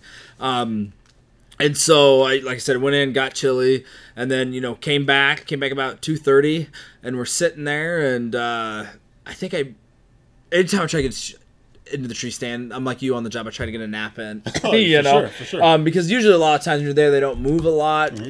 Definitely try to nap more in the morning because it's still dark out and shit like that. But I was like trying to get a nap in, and then I like woke up, and then I was just kind of like looking around, and then it was probably 3:34. Maybe it was just after 4. Like where I was looking in the morning where I missed the buck. So he, like I said, in the morning came from the left, and I was looking to the right, and then boom, he's just walking down right in front of me. So he's not in the creek, he's up on like right in front of my tree stand. He's walking above the creek, and I was like, oh my God. And I just like, and usually like, it's so crazy how I love just thinking about how stuff works. So I'm just sitting there. It wasn't a bad day, but it had been raining, so it was just kind of like overcast and stuff. And I was a little bit cold, but literally, like you could be shy. I've been so cold, but as soon as you see the deer, everything stops. Oh, I bet, man. Adrenaline, even if it's just a small, like if it's a fawn with spots that you're not going to shoot, it's still like, oh, there's deer around here. You stop shaking, you're instantly warm, and you forget like your ears are cold, your nose is freezing, you just forget everything. And then again, I haven't shot a deer since 2011 and retrieved it. Okay. And like I said, I grew up hunting. My dad took me hunting. I haven't shot one since he died. Yeah. And I saw this deer, and I'm just like, whew, and I just like breathe, and it's coming, and like I said, it's walking, and it right in front of me. I mean, less than 20 yards away, and it stops. And I already had obviously a shell's like seated. It's ready to go. Okay. I was on safety. I pick up, throw it to semi. It stops, puts its head down, and boom! And I fucking pull the trigger. And usually a lot of the times, especially how close I shoot deer, you could tell they'll do one of two things. Usually they'll put their back up, like they'll do a little jump, or like they instantly look like they're trying to sit down. Okay. And so when I did that, he sat down. I was like, yes. So I knew that I at least hit him. Okay. And so he like goes down, and he goes up against this log and the log's right on the edge to where he would probably fall down like maybe 10 feet into the creek that he just walked through in the morning. And so he's like still trying to move, so I shoot again. Okay. Because I just like, again, I want him to die, and I really don't want him to suffer. Right. Yeah, and I really don't want him to go down into the creek. No. I mean, it wouldn't have been bad pulling him out. There was a trail that we could have easily pulled him out right there, but I still didn't want to. Yeah. No, I hear you. Yeah. And so I shoot him again, and then he doesn't move, and then he's like moves a little bit, and then he just stops moving, and I instantly throw it to safe. I set the gun down, and every time I've ever shot a deer, as soon as I know they're down, I instantly start shaking. Okay. Like instantly. Okay. And so I set the gun down, and I instantly start shaking, and I start crying. Like I mean, seriously. Okay. Like it's a very emotional thing, especially when you put like a lot of time in, and then I haven't shot a deer in like 6 years. His dad, and this buck was bigger than what I thought it was, body wise and antler wise, and it wasn't like bawling, but I just got teary eyed. I just like started shaking. I was just like, yeah, fuck yes, yes, You just don't know what to do, and I'm just like, I get out my phone, I text my Africa. I go BBD, big buck down. And so I'm just like, and I just wait a little bit, make sure he's not moving, and then I just like I stand up, and I got to try to just get the adrenaline out. By this time I'm like the tears are gone. I'm just like, but I'm still shaking. Yeah. And you can't even. You look like an alcoholic. Waiting for that drink. I know exactly what that But yeah, and it was just like this joy, and it's just everything like flashback. I mean, like as soon as he went down, I thought about the first time I ever shot a deer with my dad. You know, like all the times I've been hunting. With, my younger brother, going back, and my mom always comes out and sees it. How she gets excited for us, and then every time we get a buck, we always take it down to my grandpa and grandma for them to see it. Not only that, but how much food is that kind of? Yeah, exactly. I mean, that's a lot of, and then you're taking a life and you're providing for your family. Yeah, absolutely. That's for sure a lot. And it's like, it's probably the biggest buck body wise for sure I've ever shot. I've shot more points. It was a 4x4. One side is a little bit longer, and it's the widest buck I've ever shot. But like I said, body wise, I think it's for sure is the biggest buck that I've ever shot. And so like, see that, and I get down there, and I looked for the two shells. I couldn't find them, but I mean, there's a bunch of, like tall grass and stuff. And so I was, try to clean up and stuff. Couldn't find them, which is fine. Cause I always just like to have that, with the antlers and stuff. But, so I go down there, make sure he's dead. And then I just wait. And Maverick's like, are you serious? Cause like I said, it was only 4 and it's getting prime time where deer are going to come out. But yeah, he came out, and, we got it. We drug it up to away from there and cleaned it, and then went into town and showed my mom, and she was super happy because she knew all the struggles I've gone through. And then, like I said, I always go show my grandparents, which are my dad's parents. So I went and showed my grandma and grandpa, and everybody else, and it was just like, it was literally the second best hunting year. I mean, I'll never forget my first deer that I ever shot, exactly how I felt. And that's the part that I love about hunting so much, is I did that, and all those emotions, within the first 5-10 minutes, I instantly went back to the first time I ever shot a deer. I went back to the last time I shot a deer. I went back to last year where I didn't get the deer and everything that went wrong. And it's just controlling that and enjoying that moment. And you're shaking and you're happy and you're sad because your dad's not here, for me, and all that different stuff. And that's what hunting is for me. That's one of my favorite things, especially something that big. And then the food, and now I have a son who's going to be eating this deer, and this is going to last us until next year, even if we don't get, what I mean? And it's all of that comes, and it's the best feeling in the world for me. Like it really is. And so, and like I said, to get that deer 6 years, and that's why I did, I don't usually do big Facebook posts, but that's why I did that big Facebook post, because it was all of that building up, and it's just so much fun. And I'm doing what's called a European mount on it. So that's just the horns, the skull, and the skull. So you usually do just the antlers, but I'm doing just the skull. And I don't remember. Vito got a deer too. He got a 4x4 as well, and his story is fucking insane. But when he's on, we can have him tell it. But so he got one. But he's just doing just the antlers. So there's different ways you can do it. I've never done a Euro mount before, but we're doing it ourselves. So they are currently buried in his backyard. Okay. There's time, so we're just gonna let them sit until May or June. We'll dig it up, clean it off. You can bleach it. You can bleach the skull. You can spray paint it. I just want to see how it looks. If it looks cool without whitening it, I'll just do that. But I'm excited. I look at the pictures. I go back and just look at the deer. I sent you and Cam pictures of it. Oh yeah. Right away, and it's this is one of the best years, and I think it'll probably be the third best. I can tell you right now, it's gonna be the third best deer I'll ever shoot. Okay. One or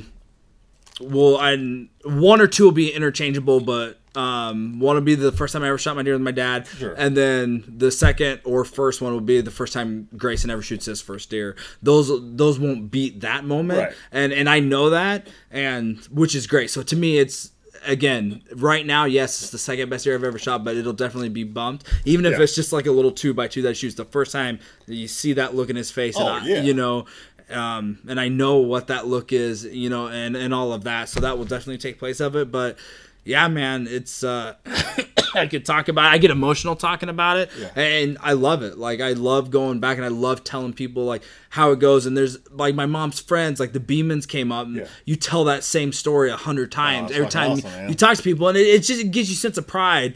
And then you take it, you check in, and then the game warden was there, so he comes out, and they're usually not there. I mean, they're in the area and they're looking to make sure everything's legal, but this is the first time I've actually ever seen a game warden. He came out, he's like, "Oh, that's a good buck," and we just ask questions, and they what they'll do is if you're not gonna, because you can do a body mount like a chest mount where it's the full head, you can take it to a taxidermist and they'll do all of that. If they're gonna do that, they will not check the age, because how they check an age of a deer is they cut a strip and they cut all the way to the back or back to the jaw to check the teeth. Okay. And then depending on where the teeth are, they can approximate how old the deer is. Okay. So he goes, "Are you going to mount that?" And I said, "No." And he just looks at me. He's like, "Really?" I said, "I'm going to do a Euro mount on it." He's like, "Oh, okay." So then he cut it, and it was about 3.5 years old. So, I was pretty happy with it. I think, or was it 2.5? I don't remember, because I said like 4 or 5, and I think it ended up being like a 2.5 to 3 or something like that. But I'm definitely happy with it. We got a shit ton of a burger bag, steaks, and like I said, the sausage and stuff like that. So pay to get that. We could process it ourselves. I probably should. I eventually want to get into that. Maverick has a buddy who's really good friends with that. They talk about smoking all the time. That he worked in a deli department at the local grocery store for like 10 years, and he has a bunch of this stuff. So I think within the next couple of years, we're going to try to process our own deer. I just know I would appreciate it more. Yeah. Another thing is if you take it to a processor, they'll obviously weigh it and stuff, but you don't know 100% if you're getting your own deer back. You know what I mean? Right. Yeah. You obviously will get that weight back, but maybe a little bit of the guy's deer behind you or in front of you, you get. So just I hated doing it when I was younger. I would hate it. It was the worst part. You just want to do the fun part, when you're younger. And my dad, my grandpa would always do it, and that was the worst part. Obviously, they would make us do it all the time. Yeah. And then we got it to where some family members, were doing it for us, and then they end up closing their thing, so we just take it now. But I think, once we get in there and do the whole process, and the thing is it takes time, and especially if you're hunting, and say if you shoot the deer on Sunday and it's not warm, you gotta find a place to hang it. It's just if you take it to the processor, then they could just take care of it all there, especially if you're short on time. So it is a time saver to do elsewhere. Excuse me. It's not too terribly expensive, to get it processed, depending on what you do. If you do like a lot of the jerky and sausage and stuff, it's going to be super expensive. Yeah. But like you said, it's food, and that's what I get excited about. I love, like, we made the Rotel dip, and we made it with the deer burger, and it's just like way better in my opinion. But I can eat deer every day, all day. JPEG, she's not a huge, big fan of it, but she doesn't hate it, and she makes some bomb-ass deer burger and stuff like that. So they're fantastic. Yeah, man. So I've been excited to tell you that story, and it's we haven't talked about it because I wanted to tell you here on the cast, because we talk about it, every year that I go, and it's just awesome. So damn, dude. Yeah, no, I love the story. I love how emotional you get about the story. Yeah. I can 100% understand how emotional you get about the story. I got a ton of questions about the story. I should have wrote them down. I didn't. Good news is I've only been drinking vodka and a Crown Royal, so I'm pretty sure I got all the questions still in my head. All right. But no, man, I fucking love that, and I can't wait for Grayson to get his first deer. Yeah. And I can't wait for you to take me hunting. Yeah. I just never got into it because I've just lived in an area where we don't hunt. Right. And I just didn't have anybody to take me hunting, but I have tons of friends that do it. I just never really done. I want to go with you. When I get time, I will go if you let me go with you. Yeah. But just basic questions I have is like, so you saw the deer. It was about 20 yards away. How slow do you move? Did it hear you hit the selector switch from safe to semi? Right. And then where did you aim? So that's a great question. So when he was coming down, I saw him walking far enough away, so where, like, as soon as I saw him, he was probably like 35 yards away. So I got ready. So the way my tree stand is I sit. It's a 2-person tree stand, so you can sit 2 people. It's tight with 2 people, but you can't sit two people. I said 2 people there a lot. I apologize. But so there's a bar that comes over that's in front of you, and the way that I always set my rifle, so the bar, it comes out like from the side, goes up, and then it crosses and it comes over. Okay. So where it like bends, a roller coaster. Yeah. So where it bends at, like, it's not 90 degrees because it like curves, but where it curves to come in front of you. So the part where it comes in front of you, I set the butt there, and then the rifle is like kind of pointed like up the field behind me. So it's sitting right there. So all I have to do is just pick it up, but it's sitting diagonal. So where it's an easy just lift because I shoot right-handed. So it's an easy and it sits off to my left. So it's an easy lift where as soon as I pick it up, the butt of the gun goes right into my right shoulder. Okay. So I lifted it up and I just, turned and I watched him come down, and then I should have done at that point. I wanted to make sure it was the same deer that I saw this morning. Because usually, like I said, for me, when I see a deer, all the emotions start going, and so I just want to make sure: is this a deer I want to shoot? But I always get ready. Is this a deer I want to shoot? So I should have probably put it to fire there. But I didn't. And it's not a loud click. It is a little bit of click, but it's not that loud of a click. And so, I'm getting ready, and I'm like, okay, he's going to walk. He's definitely going to walk in front of me. And he wasn't on a trail, which is good. His nose wasn't down. He was just kind of looking. He'd sniff every once in a while, but it kind of just looked like he was coming out to eat, just looking for, stuff. So then he comes right in front of me, and then I pull up, and then, like, as he puts his head down, I like, switch over, and he doesn't hear it. Okay. Like I said, it's not that loud of a click. And you're smooth as fuck. Yeah. Usually, you can shoot a deer in a couple places. If you're cocky, you could shoot it in the neck. I like a lot of the neck meat. It makes, like, good roasts and stuff, so I don't ever shoot there. But what you do is you shoot right behind the front shoulder, because that's where the lungs, the heart, the kill major zone organs, is right there. So if you're off a little, if you pull, or if the deer moves at the last second right before you pull the trigger, or if as soon as it hears it, maybe it moves, it's usually, because that's especially where you want to aim if you're bow hunting. And a lot of the times deer can do what's called jump the string, where as soon as you fire, they hear the thunk, and they'll like jump up, or a lot of them drop down. And so if you would never I've never seen, I don't know anybody who would ever shoot a deer in the neck with a bow and arrow. But yeah, so I always aim just right behind the shoulder, in that area. So like I said, I shot it, safe to semi, and then pull the trigger, just breathe, and I did the natural breathing, just bars. Yep, exactly. And as soon as it exhale, just squeeze through and put him down, and then like I said, I'm looking through, pop, he sits, I just lift my head up, and I don't move, I keep it on him, just wait, what's he going to do, should I take another shot? You're going through all of this, you don't usually want to shoot too early. Is he going down? Okay, he's up against the log, he's going to go over, he's going over, because I don't want him to get up and run, because sometimes that will happen. You'll shoot a deer, they'll go down, and they just get up and they take off. Oh, shit, And so, like, when he's 20 yards, if I can take another good, clean shot, I'm going to do it. You're right. And so, and then, boom, okay, he's not gonna go. So then you take the second shot. Okay, he's winding down, and then sometimes you can see on cold, you can see the steam where the bullet hole went through. You can see it come through there, and then like I said, he's just moving, and he's fighting it. Obviously trying to stay alive, do that animal instinct. Like I said, just like right in front of me, 20 yards. Huh. That's I fucking love that, dude. I love that story. Ladies and gentlemen, just so you know, the whole time he's been telling the story, he's been pantomiming with his hands, and most of it is just like jack off motions. And then with his left hand, I'm pretty sure he had his finger in his butt. It's true. But I get the story still. Like, it was great.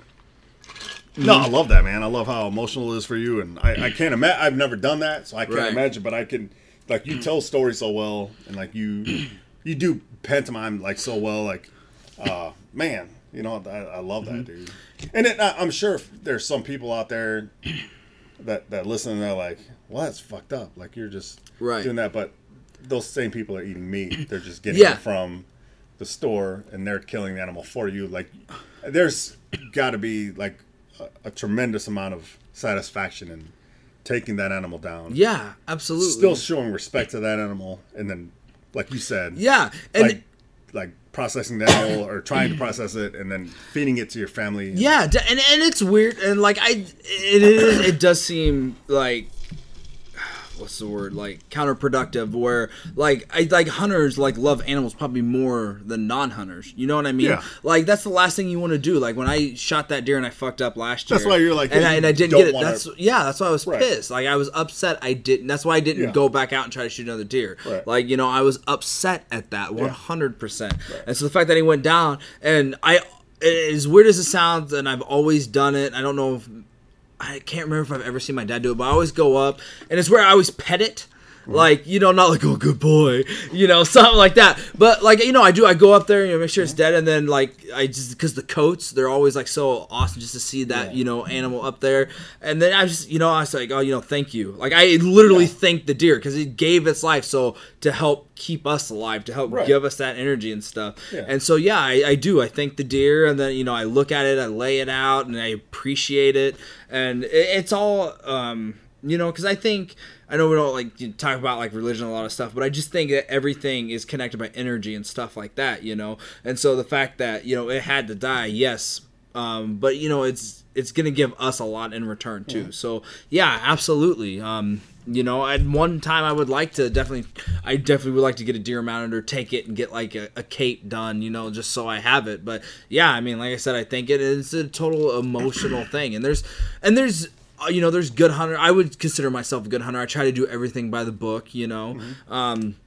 Like, you know, this last year I bought an out-of-state license. Since I technically don't live in the state anymore, just the license itself was $245 of my own money because it's out of state, plus all the money that you pay to process it. There's probably $500 wrapped up in this deer, but I don't mind spending that much money because it goes to conservation, you know, and it goes to research and stuff like that, so I don't mind doing that. But yeah, I mean, there's just so much more than, you're just killing an animal. Yes, I'm killing an animal, but like it's just everything involved with it. And so, like the guy that we hunt on his land, we always give him meat for letting us hunt. You know, like Vito, like I said, he got a deer, and he got a lot of jerky and sausage, so we gave him a bunch of that, and then we gave him a bunch of burger just for letting us hunt. You know, it was awesome. One of my dad's best friends. You know, my dad requested, you know, literally on his deathbed, he's like, you know, please just let the boys keep, which he would have anyway. He's a great guy. He would have anyway. But, you know, I've been hunting out there since I was 15 years old. I just turned 31 in December. So that's, you know, 15 years of hunting out there. So, you know, it's the least, you know, and he fucking hates deer. He's just like, he's a farmer. So they eat all his crops. So he's like, if you see some extra ones, shoot them and leave them. I would never do that, but he fucking hates deer. You know what I mean? So absolutely. And it's one of my favorite things. And I definitely want to go out to Colorado. I want to do a big elk hunt, you know what I mean? And I love giving, like, one of my favorite things was to give, like I said, Rob, Chubbs, and Spencer, like, deer steaks and, like, 2 things of hamburger. It's not a lot, but the fact that I can do that, they're going to get a couple meals because that deer died. Like, it's more than just, you know, just me and my family, you know, and stuff like that. So you know, I love it. And like Maverick's father-in-law, when the deer was done, Maverick went and picked it up, but because they got his deer and my deer, he didn't have the room. So his father-in-law held my deer for him. I gave him 2 things of burger because, like I said, it was such a big deer. I know it sounds like I'm bragging a lot, but I just never had that. So, like, yeah, I gave him a couple things of deer meat because I know he's gonna eat it. Hey, thanks for holding it for 2 days for me. You didn't have to do that. You know what I mean? So it's just the whole community when it comes there, and you go to check it in, you see other people's deer. People come up, oh, that's a nice buck. You know, where'd you get it? Like, what are you gonna mount it? Are you gonna do a Euro mount? Like, you know, what are you gonna, you know, plan on that? Is this the biggest deer you shot? And it's people that either I haven't seen in a year or like years, or maybe nobody. It's most times people that I don't even know. And you know, we go look at their deer, you hear their story. You know, the story that I just told you, I told them, and you know, it's just sitting there, you know, it's kind of just puffing your chest out. Does anybody bring in a bigger buck, you know? And I don't know, it's just a whole community, and I just love it. Like, and it goes back, I mean, humans have been hunting. I mean, that's how we've stayed alive. You know, it's in everybody's DNA, whether you want to admit it or not. Like, that's how we're where we are. So just to tap into that. And I know I'm not doing it like the Native Americans. I'm not stalking it down, but it's still, I don't know. There's just something that you connect with, I feel. I think any time you're, like, I think right now, like, we're in this, like, with technology and everything, like, we're off, like, where we're supposed to be, right?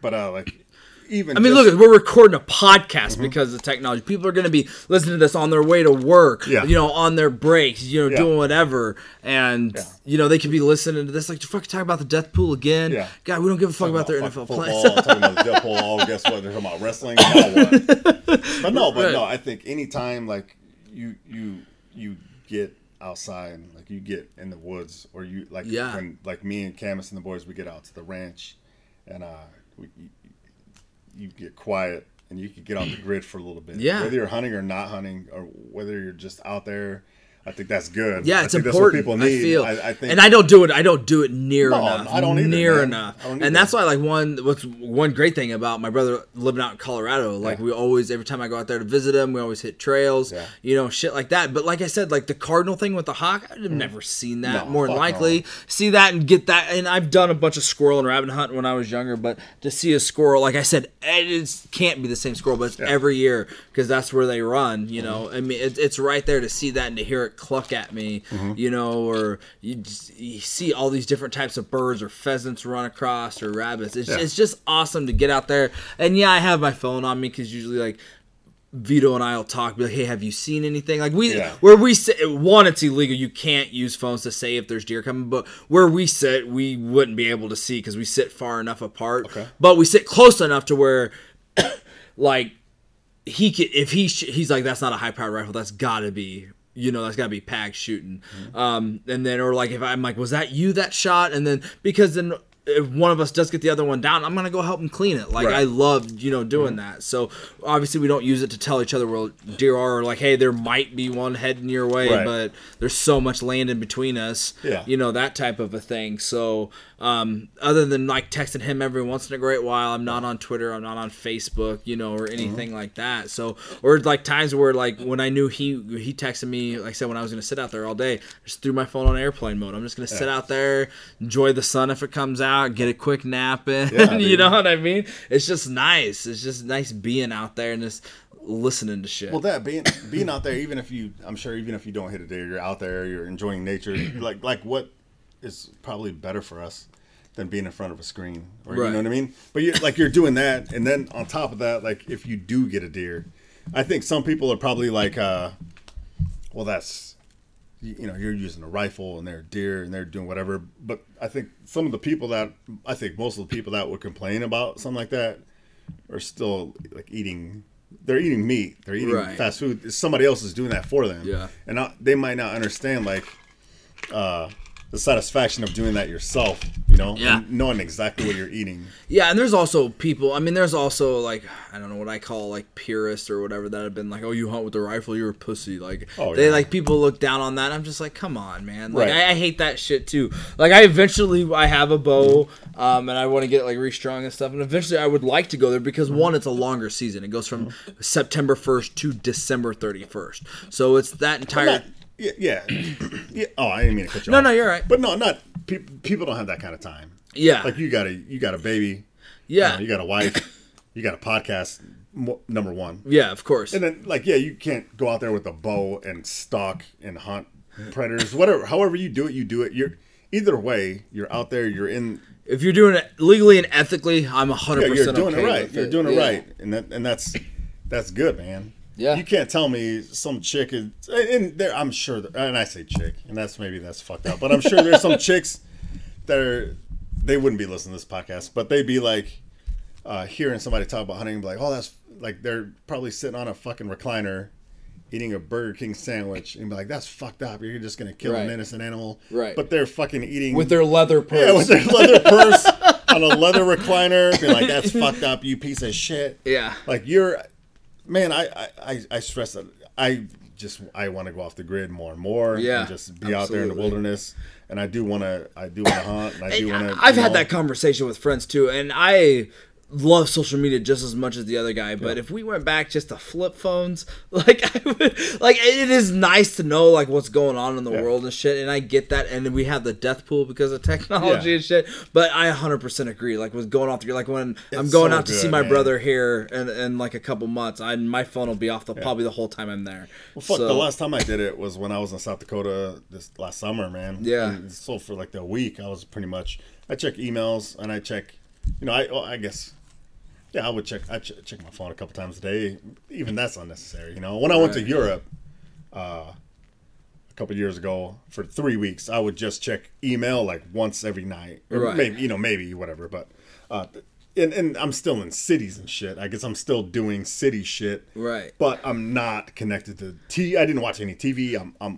I think that's important, man. Yeah, and I've been trying. When you're in nature, like hunting. Like, oh, it's way better. And I've been trying to do this thing where I don't want to be on my phone as much. So, like today, like we had my team outing for my work, and we went to this local brewery that there's a cave. So we had a cave tour. So I just I kept feeling myself reaching for my phone, but I just kept fighting it, you know. I just put my phone on airplane mode, and I'm just totally into this tour, asking questions. There's people taking pictures of the cave and stuff, and I was like, yeah, it would have been awesome to get pictures of the cave, but I just want to enjoy the experience. Yeah. You know what I mean? And that's why, like, we've talked about it before, but I hate when, like, people are, like, with concerts and, like, you know, pictures and videos, and they may, they may not be looking at the concert through their phone. They may be having it off to the side, but you're still there and you know you're trying to get the best shot, and that just drives me nuts. And my mom, she takes, shouts out Mama Pagnasty, but she takes a million pictures, and I get why she's doing it because one day when she's gone, she's gonna be glad. And it's nice to look. It is nice to look back on pictures, and I get that.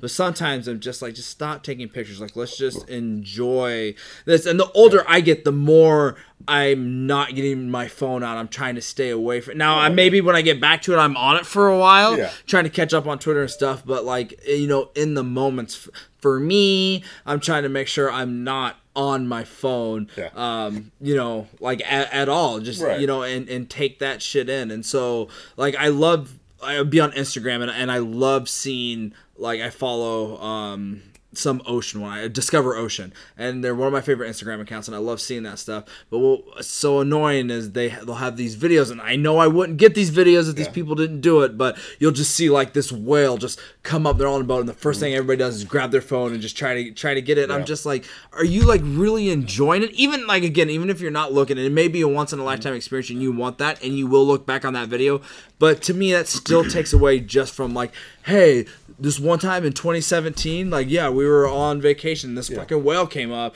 and it just blew its shit all over me, you know what I mean? Like, typical Saturday night.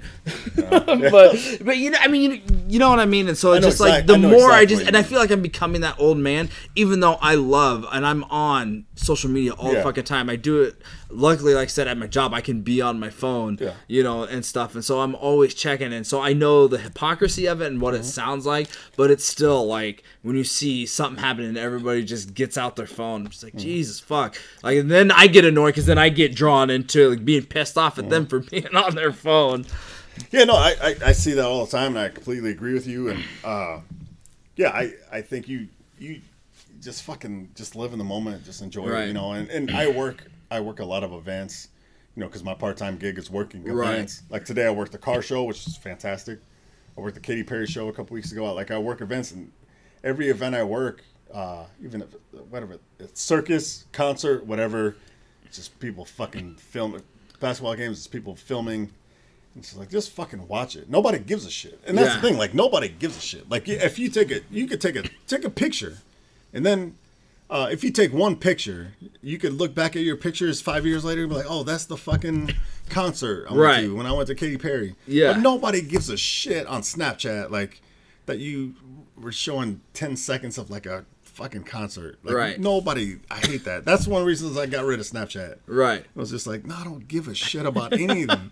Like, I do interesting stuff myself. Yeah, and I get it. Like, I did a Snapchat tonight, like, when we were bumping, you know, music, getting ready, just, you know, getting people excited for it. But, like I said, it was just like one little moment, and, you know, just an evening of friends hanging out, you know. So like, I obviously do use a lot of social media, but like I said, it's just in the major things to where it just really gets on my nerves, especially those weird fuckers that take like iPads and record shit. Jesus Christ, you fucks. But like at a kid's fucking basketball game, you got your fucking iPad up. Get a fucking camera or get a phone. Yeah, they're doing these things where a lot of comedians, like Dave Chappelle does it, and I just heard Rogan on his podcast. He was saying that he's going to start doing it. There's a company to where as you're going into the event, you put your phone in a bag that's locked, like you can't get into it. You still have your phone, you'll take it to the seat, but you can't get into your phone. Oh shit! And then if you need it, then say if You know, there's like Mercy, or you feel your phone vibrating or whatever, you can get up, and there's people there that'll unlock it. You can get into your phone. Yeah. But I love that people are doing that, and they do it for a couple of reasons. One, so they can't record shit, and so people are more into it. And people say it definitely does make a difference. So. I think it's. I gotta take a shit. Oh my God! You're just leaving me hanging. Christ. Well, I guess since we were talking about Netflix, there's been a lot of great stand-up comedy specials out there. Dave Chappelle just came out with a double one. I don't remember where he was for the first one, but it's a big theater one. Obviously great. He's one of the best, probably top 3 of all time. Arguably, you could say he's probably one of the best of all time for sure. So yeah, his new stand-up, that's fucking fantastic. Tom Segura, it's called Disgraceful. That one's out. Watch that one. Talk to Long. He thinks Mostly Stories by Tom Segura, which is the one before that, he thought was better than Disgraceful. I guess I need to watch it again, but I honestly think Disgraceful is Tom Segura's one of his best ones of all time. Tom Segura's wife, Christina Prusinski, she has one that's called Mother Inferior. And I started listening to their podcast today. She's pregnant with her second child. She's in just second trimester. But I was just saying Netflix on like stand-ups. I was talking about Chappelle. Yeah. You know, he had a new one come out. Both of them are great. And I just love the difference between it. Where the one in the theater, it's, you know, it's down, it's tight, it's perfect. Then the other one's in the Bella Room at the Comedy Store there in L.A., where it's just kind of like working out stuff. So I like seeing both angles of it. I thought that was awesome. And then of course Segura's Disgraceful. Cat Williams has a new one out on Netflix that just dropped a couple days ago. I haven't watched it yet, so I can't remember what that one's called. That's on Netflix? Yeah, it's on Netflix. Oh my God. Shouts out Cat Williams. Yeah. I gotta finally break the seal. Oh, break the seal. Cat Williams, he was the best, man. I remember a few years ago he did that show in Atlanta. Yeah. Hot Atlanta. When he's got the green suit and oh my God, it was such a good stand-up. Every time it smelled like pine cones in here, Daddy be tripping. So there's so many good lines out of that stand-up. It was so good. And then he had a couple of them. And then I don't know if there was rumors if he was smoking crack or he was fucked up. And then just maybe 2-3 years ago, there was the videos of him getting beat up by a junior high kid. I don't know if that's even true or not, but you knew he wasn't in a good place. If that's happening, you knew he wasn't in a good place. So to hear him back doing a stand-up, it's going to be good. It's going to be good. That motherfucker's so fucking funny. Pax is taking a piss right now, but I want to talk to him about Tom Segura because he said his second stand-up on Netflix is funnier. I think his first one is so good. So I haven't listened to the third one yet. I can't wait to listen to that. Christina Prusinski I want to listen to. And then I have to watch the 2 new Chappelle shows that came out. Other than that, I haven't been listening to too much stand-up, but I love watching stand-ups. But yeah, Cat Williams, I didn't know he had a new. Yeah, I saw it drop because Netflix usually notifies me of like new stuff that they think I'll like, and a lot of it's like any stand-up because I watch so much of it. But yeah, I didn't know it was coming out, and like I said, I can't. It's like I want to say it's like American something, but I'm fucking pumped to see it. Like I heard you talk, like he went off his rocker for a while, so we'll see. He definitely has the potential. Cat Williams was so good. I still remember that. Almost like Pimp Chronicles and any of them. So fucking good, man. Yeah. So funny. Yeah. Ricky Gervais is coming out with new shit, and I follow him on Twitter. Okay. And it seems like his world tour that he just came in was like one of the biggest ever. So that's coming out in like March or something. Oh, that'd be nice. I think Kreischer's getting ready to record one in February. I don't know where that one will come out. Okay. Who buys it? What's another one I watched? Todd Barry. Yeah, I know Todd Barry. Yeah, Spicy Honey, I think is what. Oh yeah. I saw that on Netflix. I haven't watched it. I watched it. Depends if you like Todd Barry, you'll like it. Okay, I was thinking of Todd Glass, but yeah, Todd Barry. I know exactly. Yeah, if you like it, I mean, I wouldn't say that I loved it, but it was good. And there's some parts where like he improv, I think that was like the funniest. Oh sure. Right. But if you're gonna watch it, like I watched that one in Segura, and I loved Tom's style way more, just because I love his style of comedy. So I knew I would like that way better. Again, I think it's still. His latest one again just came out for the 12th time. Yeah, Tommy Bums. You think disgraceful. That's better than you think his second one is better than his first one? No, Long thought that. Long thought Mostly Stories was better than Disgraceful. I'll have to rewatch Mostly Stories, but when I texted you after I watched Disgraceful, I said it could be possibly his best one that he has. He's straight fire. It's great. So Mostly Stories is the second one, and then Disgraceful just came out a couple weeks ago. All right, so here's how I feel about that. So I remember Tom Segura's first special on Netflix, and that's the one. Correct me if I'm wrong. That's the one when he's talking about like Steven Seagal. I think so. Yeah, that whole bit is so good. Yeah, that's the one where is that the one where he's talking about bikes? But no, I was thinking. I was thinking, is that the one when he's talking about the bikes thing? Because I got a bike shirt from that. Is that the one when he's talking about the fuck? I lost it. Hold on. Oh, that's the one when he's talking about 48 hour. Yes, murder? Yes. That's the first one. Yeah, that's the. He's also talking about Kane. Yeah, I fucking love that. Yeah, sup, Kane? Sup, Kane? And then he's talking about the 48 hours. You get 40 hours to catch him, and he's like, it's never. And I'm gonna butcher the fuck out of this. I'm just giving like a kind of rundown. Like it's never a guy named like a typical white name like Connor. Like I was over at Tanner's house. We were going, right. It's always And I think his first one was so good. The second one we watched at my old house. I want to say we left BDC Studios.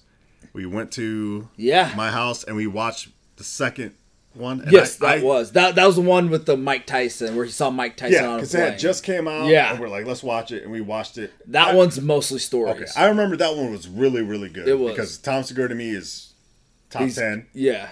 The first one to me was fantastic. If you're telling me the new one is better than the first one, like I feel it is, but again, maybe it's been so long since I've seen the other ones. It's up there with it for sure.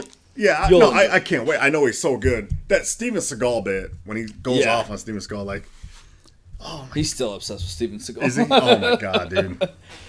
I love it, man. Yeah, it's great. And like I said, Christina, his wife, Mother Inferior, it's good. Hers is really good, too. Hers is on Netflix as well. So I would suggest checking her out. I wasn't, because I'd never seen any of her stand-up, not even a bit. Yeah. So it took me a little bit to get used to her style. Yeah. Like, I wasn't for sure, because everybody has different styles. So that one was good. What other one have I watched?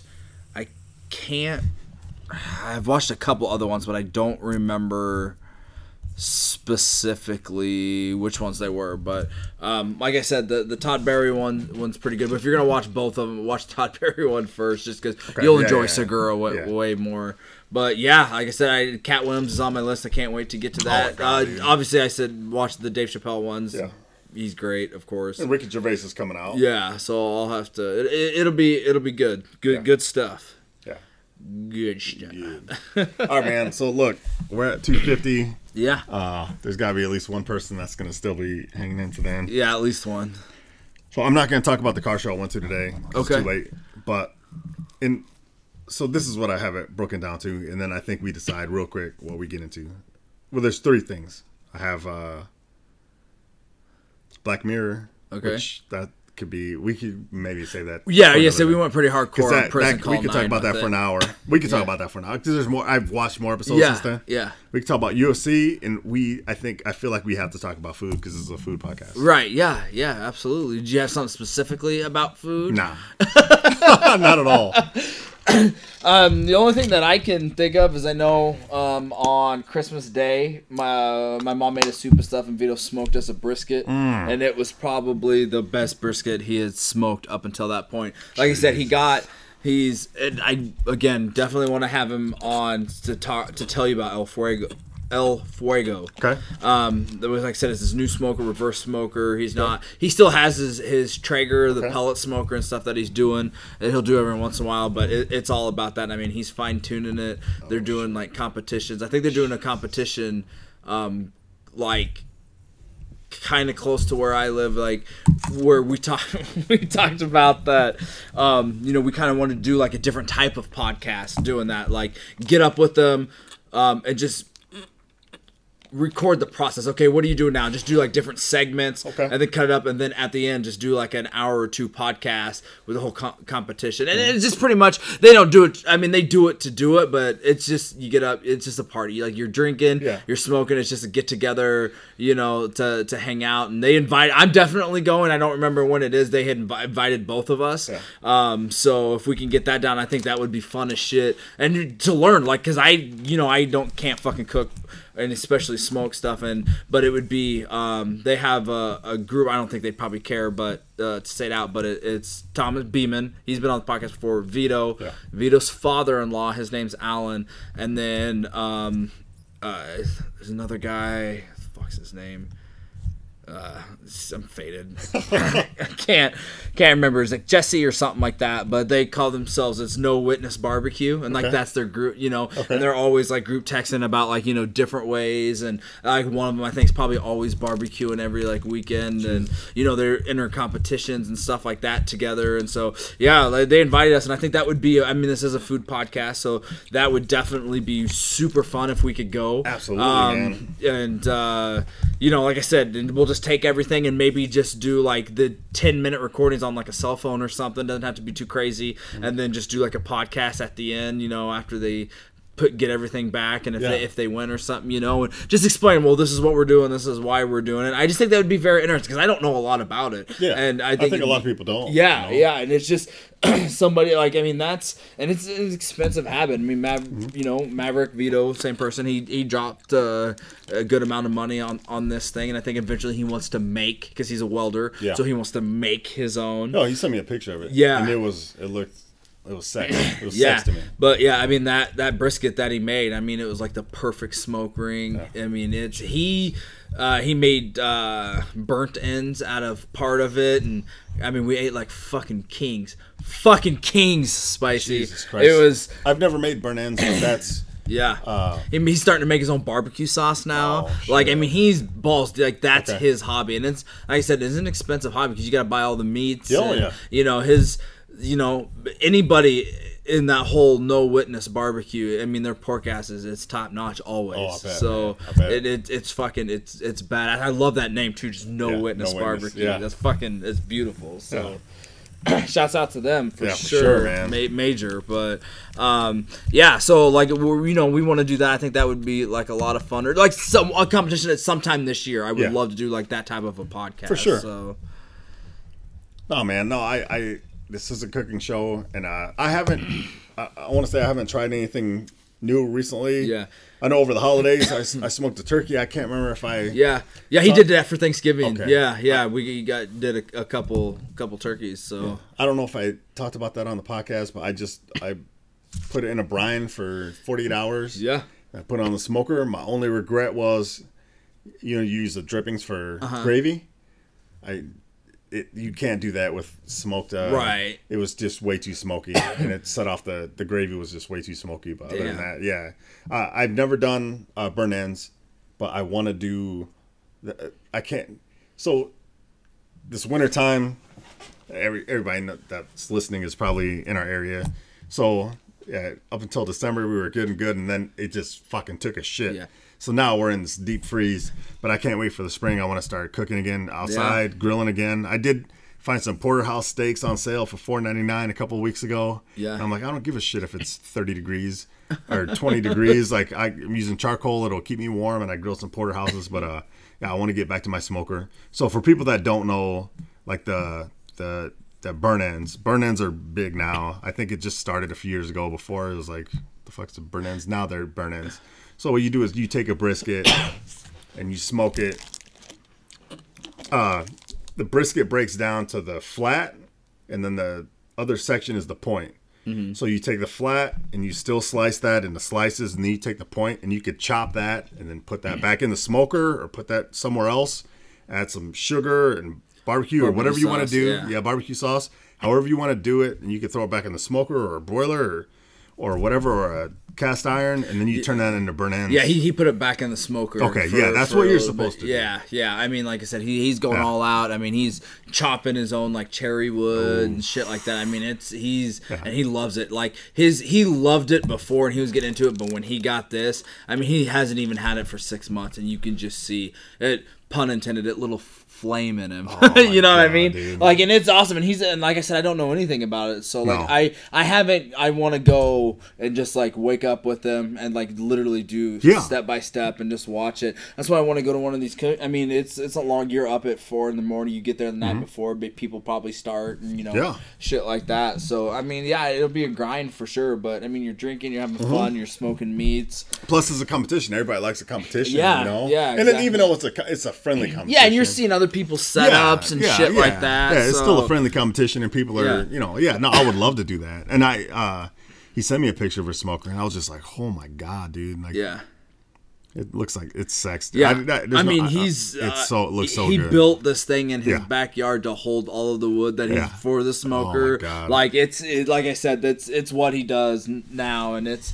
I mean, I benefit from it, so I'm not, but it's awesome. And so, like I said, that it's something that him and his father-in-law can do, which is really cool. Yeah. And so it's absolutely, and like you're never gonna go wrong anytime they have a get together.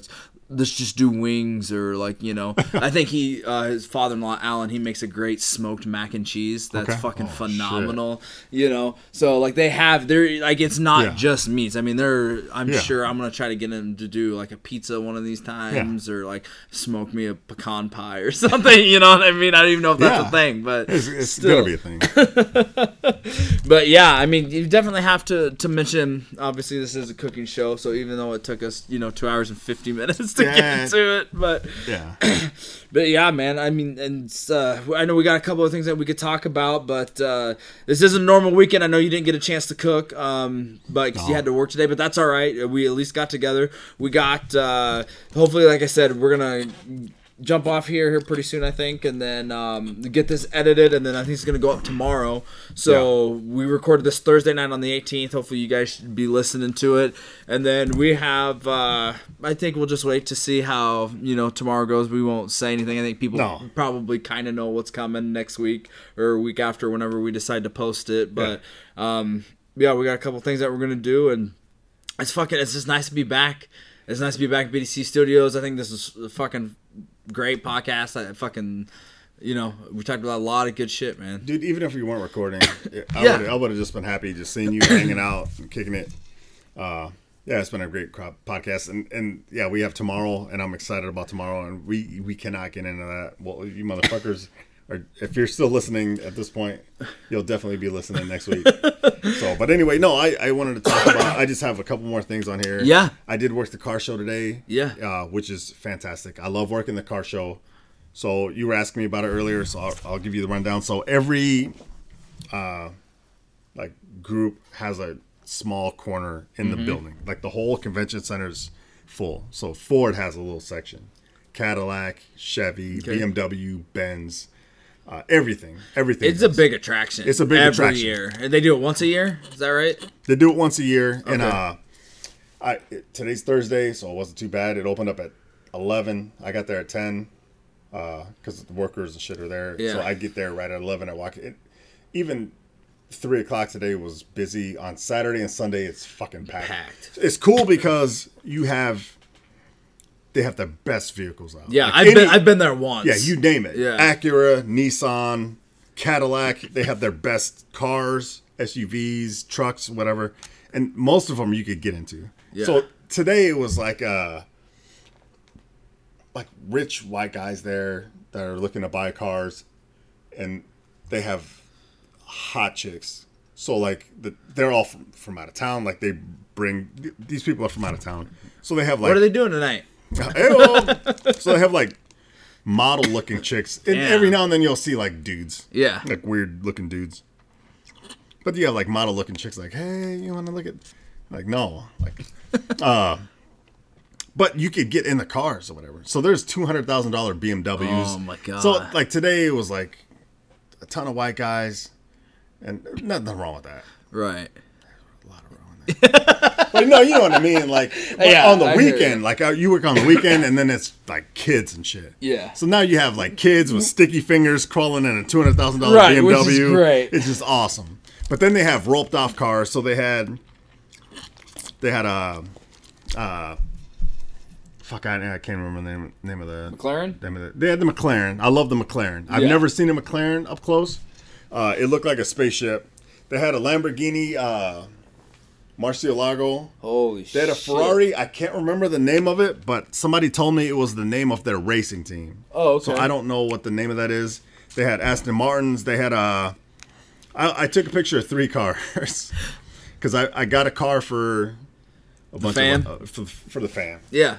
Except I'm sure for- you get a discount working there. Except for me and my daughter. I didn't pick out a car for us. But so for Javi, there was a DeLorean. Yeah.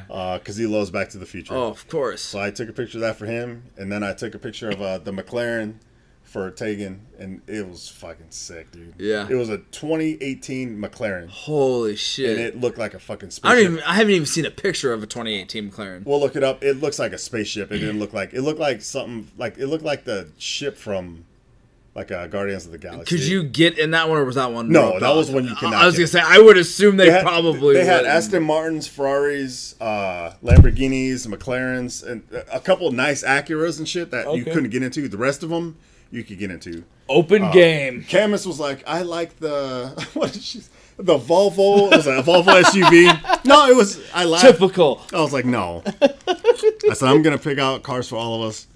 So I picked the cars, and I was like, what do you want? And she's like, I want a Volvo like XC90. And I was like, I'm probably gonna get you another one, but when I went to look at it, they had it, and it was like a fucking $70,000 SUV. Yeah. It was awesome, dude. Yeah. So I love that. Oh, this is a good pick then. Because I was gonna pick a Range Rover for me, Yeah. and then I was like, you know what? She's gonna get SUV. We'll get her that. Yeah. And then so I'm like, I'll just get a fucking pickup truck because Yeah. if we got a sports car, a time travel car, Right. a fancy this fucking Yeah. Volvo, it was fucking Credit. tits. Yeah, all credit, of course. So I'm like, I'll just get a pickup. But no, the car show was fun to work. Every section is there, like Chevy, from Chevy to Ford to GMC to BMW to Range Rover to Lexus, and Yeah. like they're all there. And then they have their show cars that you can't touch, like Aston Martin and Lamborghini. And no, I love working it. I try to work it every year, and yeah, but it's funny because I don't know how they hire like they have these chicks that are smoking hot, and it's like, there's no way, and maybe they know everything there is to know about Yeah. BMW, but at the same time, it's Highly like, unlikely. Yeah, highly unlikely. Yeah. Everybody, it's a fact that girls have a fraction of the size of a brain that a man does. It's just science. It's just smart to have that.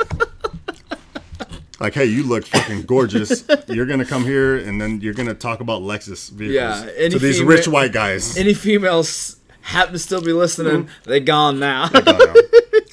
But that's it. That's awesome. I've been there once, and I went there. It was years ago. I went with my cousin, and they had the tumbler from the Batman trilogy, the Christopher Nolan, okay. Christian Bale. They had that car there, and I got a picture with that. So that was fucking awesome. But yeah, you're right. They have everything, and it's just awesome, just to, like, It is cool, to see. So like now as I'm getting older, like I used to look at like engines and stuff because I look at Chevy and I look at the Corvette, and then the Camaro is Corvette, and then the Dodge has the Charger and the Viper, and I used to look at like engines and stuff. Now I'm looking at like miles. I'm getting old. I'm looking at miles per gallon. So I'm looking at like, where's the fucking hybrids at? I want to look at the electronic cars. Where's the cars with 75 miles per gallons? Like my style's just changing. yeah, absolutely. I don't want the Viper. Where's the Range Rover? Like, and it's somewhat like cheap to go, right? I want to say it's. I mean, I'm getting paid to go, but I think it's like $10, and then if you're military or student, yeah, that's what I mean. Like that's $7. I mean, just to go and look. Yeah, just to go and look. Yeah, I thought it was 5 or 10 is what I was thinking in my head. No, So. it's 9 or 7. But it's cool because and it's the fucking best. It's the best of the best, man. Yeah. So I mean, you're looking at you look at the new F-150s or the 250s, and they're $60,000 trucks, but they're loaded, and you could get in it. You could get in the back seat. You could drop the tailgate. and they smell so. I mean, good. I'm sure if they just sell one from that show, yeah. I don't know how much they pay to sit there. I'm sure it's a pretty penny, but they sell one or two. I'm sure it's worth. Because they don't bring like the baseline Ford F-150. They bring the $60,000 F-150. But you could get in it. You could check it out. You could turn on the radio. You could drop the tailgate, and other people are like, oh my god, look at the leather on this. And it's just cool to see. Because I'm never carve your name in the leather. Yeah, because I'm never gonna. And I love to see like when they'll bring like bus loads from like inner city kids. You know, like the stuff like that, or like the horse equestrian races, and these kids are running around, and people are like, oh my god. And fucking these kids got shit on there. Fuck that. Fuck you, dude. That's awesome. I fucking get a chance to get inside a BMW. So no, I love working the car show. I'll never have like cars like that are there. You know. Well, I appreciate you leaving early so we could podcast. Yeah, no, my buddy. Hey, shouts out to Two Guns for coming in early for me so we can make this happen. Yeah. The last thing I want to talk about just briefly. Is just the main event for tomorrow for Saturday's UFC fights, which is Stipe Miocic, who's out of Ohio. He's from Cleveland. And Nagano for the heavyweight belt. Oh, who do you got?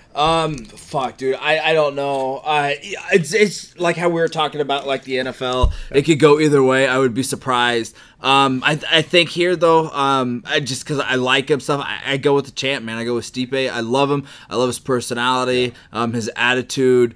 He's fun to watch. Yeah. Nagano, you're not gonna go wrong with that. He's a fucking killer. He's gonna be, he's gonna go out there. If anybody checked his last fight, if he touches anywhere on Stipe's fucking head, he might go unconscious. Yeah. What am I wrong or see, I don't know. Like I remember it was me, you, Harris, and maybe somebody else when we watched the heavyweight fight when Stipe Miocic won the belt. Right. Yeah, that was a while ago. So. Yeah, no, Stipe, people don't know it. He's a fireman. Yeah. He's a firefighter. Yeah, he still works part-time. Yeah, he still works part-time as a firefighter in Ohio somewhere in a town. But, there's more fights there. There's more fights next weekend. We get in that later. Yeah. We're already over 3 hours. So yeah, absolutely. I think we hit most of the things. Like, that's why we couldn't hit Black Mirror because that's an hour. For sure. Again, guys, it's fucking, we're glad to be back. Thanks for anybody who listens, shares. You guys, we know we got some stuff on our Facebook that people are wanting more podcasts to drop. So, we did the prison call. The end of the year is always the hardest for us with all the holidays and shit, but it's fucking nice to get back. The feng shui of the new BDC Studios is just fucking killer. I love it. It's awesome. Tomorrow, we're recording a special episode, and I cannot fucking wait. Anybody who knows us probably can deduct what's going to go down tomorrow, but we're not going to spoil anything, so definitely tune in next week or the week after. We don't know when it'll drop, but it's fucking awesome. This is episode 40, season 3. Let's bring her home. You want to do your shouts out and fuck yous? Yes. Okay. I sure can. So I tried to keep the list short. Yeah. It's been a while, so... my first shout out is to Mama P. Yeah. And then my second shout out is to the Beemans. And this goes back to last year when they invited me and my family to the Eclipse. Yeah. And they fed us, and I haven't seen you guys in a while, so shouts out big time. Shouts out to Charlie. Shouts out to Vito. Fuck yous. I'm going to say, you know what? Fuck Netflix. Because... and I didn't even think about it until we started podcasting, but they went away from that 5-star system. Now that was on my fuck yous too. That was on my fuck yous too. Yeah, so fuck you. Also, fuck you to Hulu, because I signed up for Hulu TV. It's $40 a month, but they gave me like 8 days free or some shit. I did it, and they gave me the $9 markup for free for limited commercials, and it was still way too many fucking commercials. Like if I'm paying $50 for some shit, don't show me commercials too. And this wasn't even on my list, but I went to the movies the other night. I went to see Insidious Chapter 4. Oh yeah. You're obviously you're the horror. I'm a horror movie guy. My daughter's a horror movie guy. Camus is in. The boys are in sometimes. We just watch it at home. Yeah. But no, I went to the theater, paid to get into the theater, paid for drinks, paid for popcorn, and then when we sit down, before the trailers, it was all commercials. Yep. And it's like, what the fuck? Like, I don't want to. I'd rather sit in silence and talk to my date, than watch like Chevy commercials or whatever fucking commercials. Fuck you.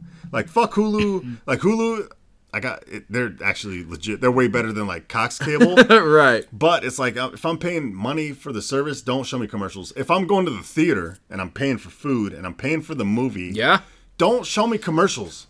Just shut the fuck up. I'd rather talk to whoever I'm there with and then watch the trailers. So fuck both of them. And then I got to end it with fuck Trump because Jesus Christ, he's crazier than ever. Seriously, fuck him. Yeah, always on that fuck Trump shit. Shouts out, we haven't mentioned it, but shouts out to Hot Ones. We're always shouting out. Season 5. Their season 5 just dropped today. Yep. They did a video last week to where they released their new told you about the new hot sauces. So I can't fucking wait. That's going to be awesome. Shouts out to Medina and Long for originally getting us the death pool back in 2012, whichever one it was, however it worked out. It's fucking awesome. Definitely shouts out to Long for sure. He's still deployed. Still thinking about you, brother. Keep your head down. You said shouts out to Charlie, but shouts out to him. Shouts out to No Witness Barbecue. Yeah. It's fucking awesome. Shouts out to Tony for, 25 plus years of service. Army veteran. Doing his thing. He finally got out. Shouts out to all firefighters and big congratulations to you again on just hitting your 10-year, your decade fucking mark, dude. Thanks, That's awesome. I love that. Fuck yous, of course. Fuck you, Trump. And I got fuck you, cancer, because you always got to say that more. I did have the fuck you to the thumbs up for the Netflix. Again, I want to bring this up just to kind of like brag a little bit. My TV, it's a smart TV. It doesn't really update. I still get the stars on Netflix, and they still show. So I still get that. So it is thumbs up on like my app and stuff, like when I go, but I still got the stars on my TV until that updates. Man. So I do love that, and you're right, stars are fucking way better. I hated when YouTube went away from the stars to the thumbs up, thumbs down. I don't like that Netflix did it. Go back. Let's do it. Guys, keep sending in your questions at nastyandfriends, nastyandfriends@gmail.com. We're the Twitters, the Instagrams, the Facebooks, at Nasty and Friends. We don't use a lot of the social media. I think you and I are more on our own personal one. So if anybody wants to follow me, I don't think I've ever thrown my personal one out there, but it's just at Pagnasty. If anybody wants to go, I'm really active on Twitter. It's my favorite social media. So, I do love that. Mainly, which we know, obviously, you guys keep requesting that we talk about the death pool every podcast. We know that, so that's why we do it. That's mainly what we use Twitter for with the stand-ups. And we try to, obviously, to promote our stuff. So I think I guess another shouts out to Creative Tea in Omaha. I think they still have our patches if anybody wants to do anything. Eventually I want to go get some more clothes. I maybe just wear all Nasty and Friends gear all the time. That Smart. Chiefs gear, probably just phase that shit out at this point too. No, dude, and dude, I fucking love you, dude. It's awesome. I cannot wait for tomorrow. We've been ramping up, like we said, every time before we get to BDC Studios. We start texting every day, and it's like every couple hours, like these ideas and shit, and it's awesome. Fucking season 3, episode 40. That's fucking insane. But any final words that you want to drop to the nasties out there? No, sir. All right, guys. Remember, life is simple. Don't be a dick. Night sluts. Motherfucker, yeah. Original bad boy.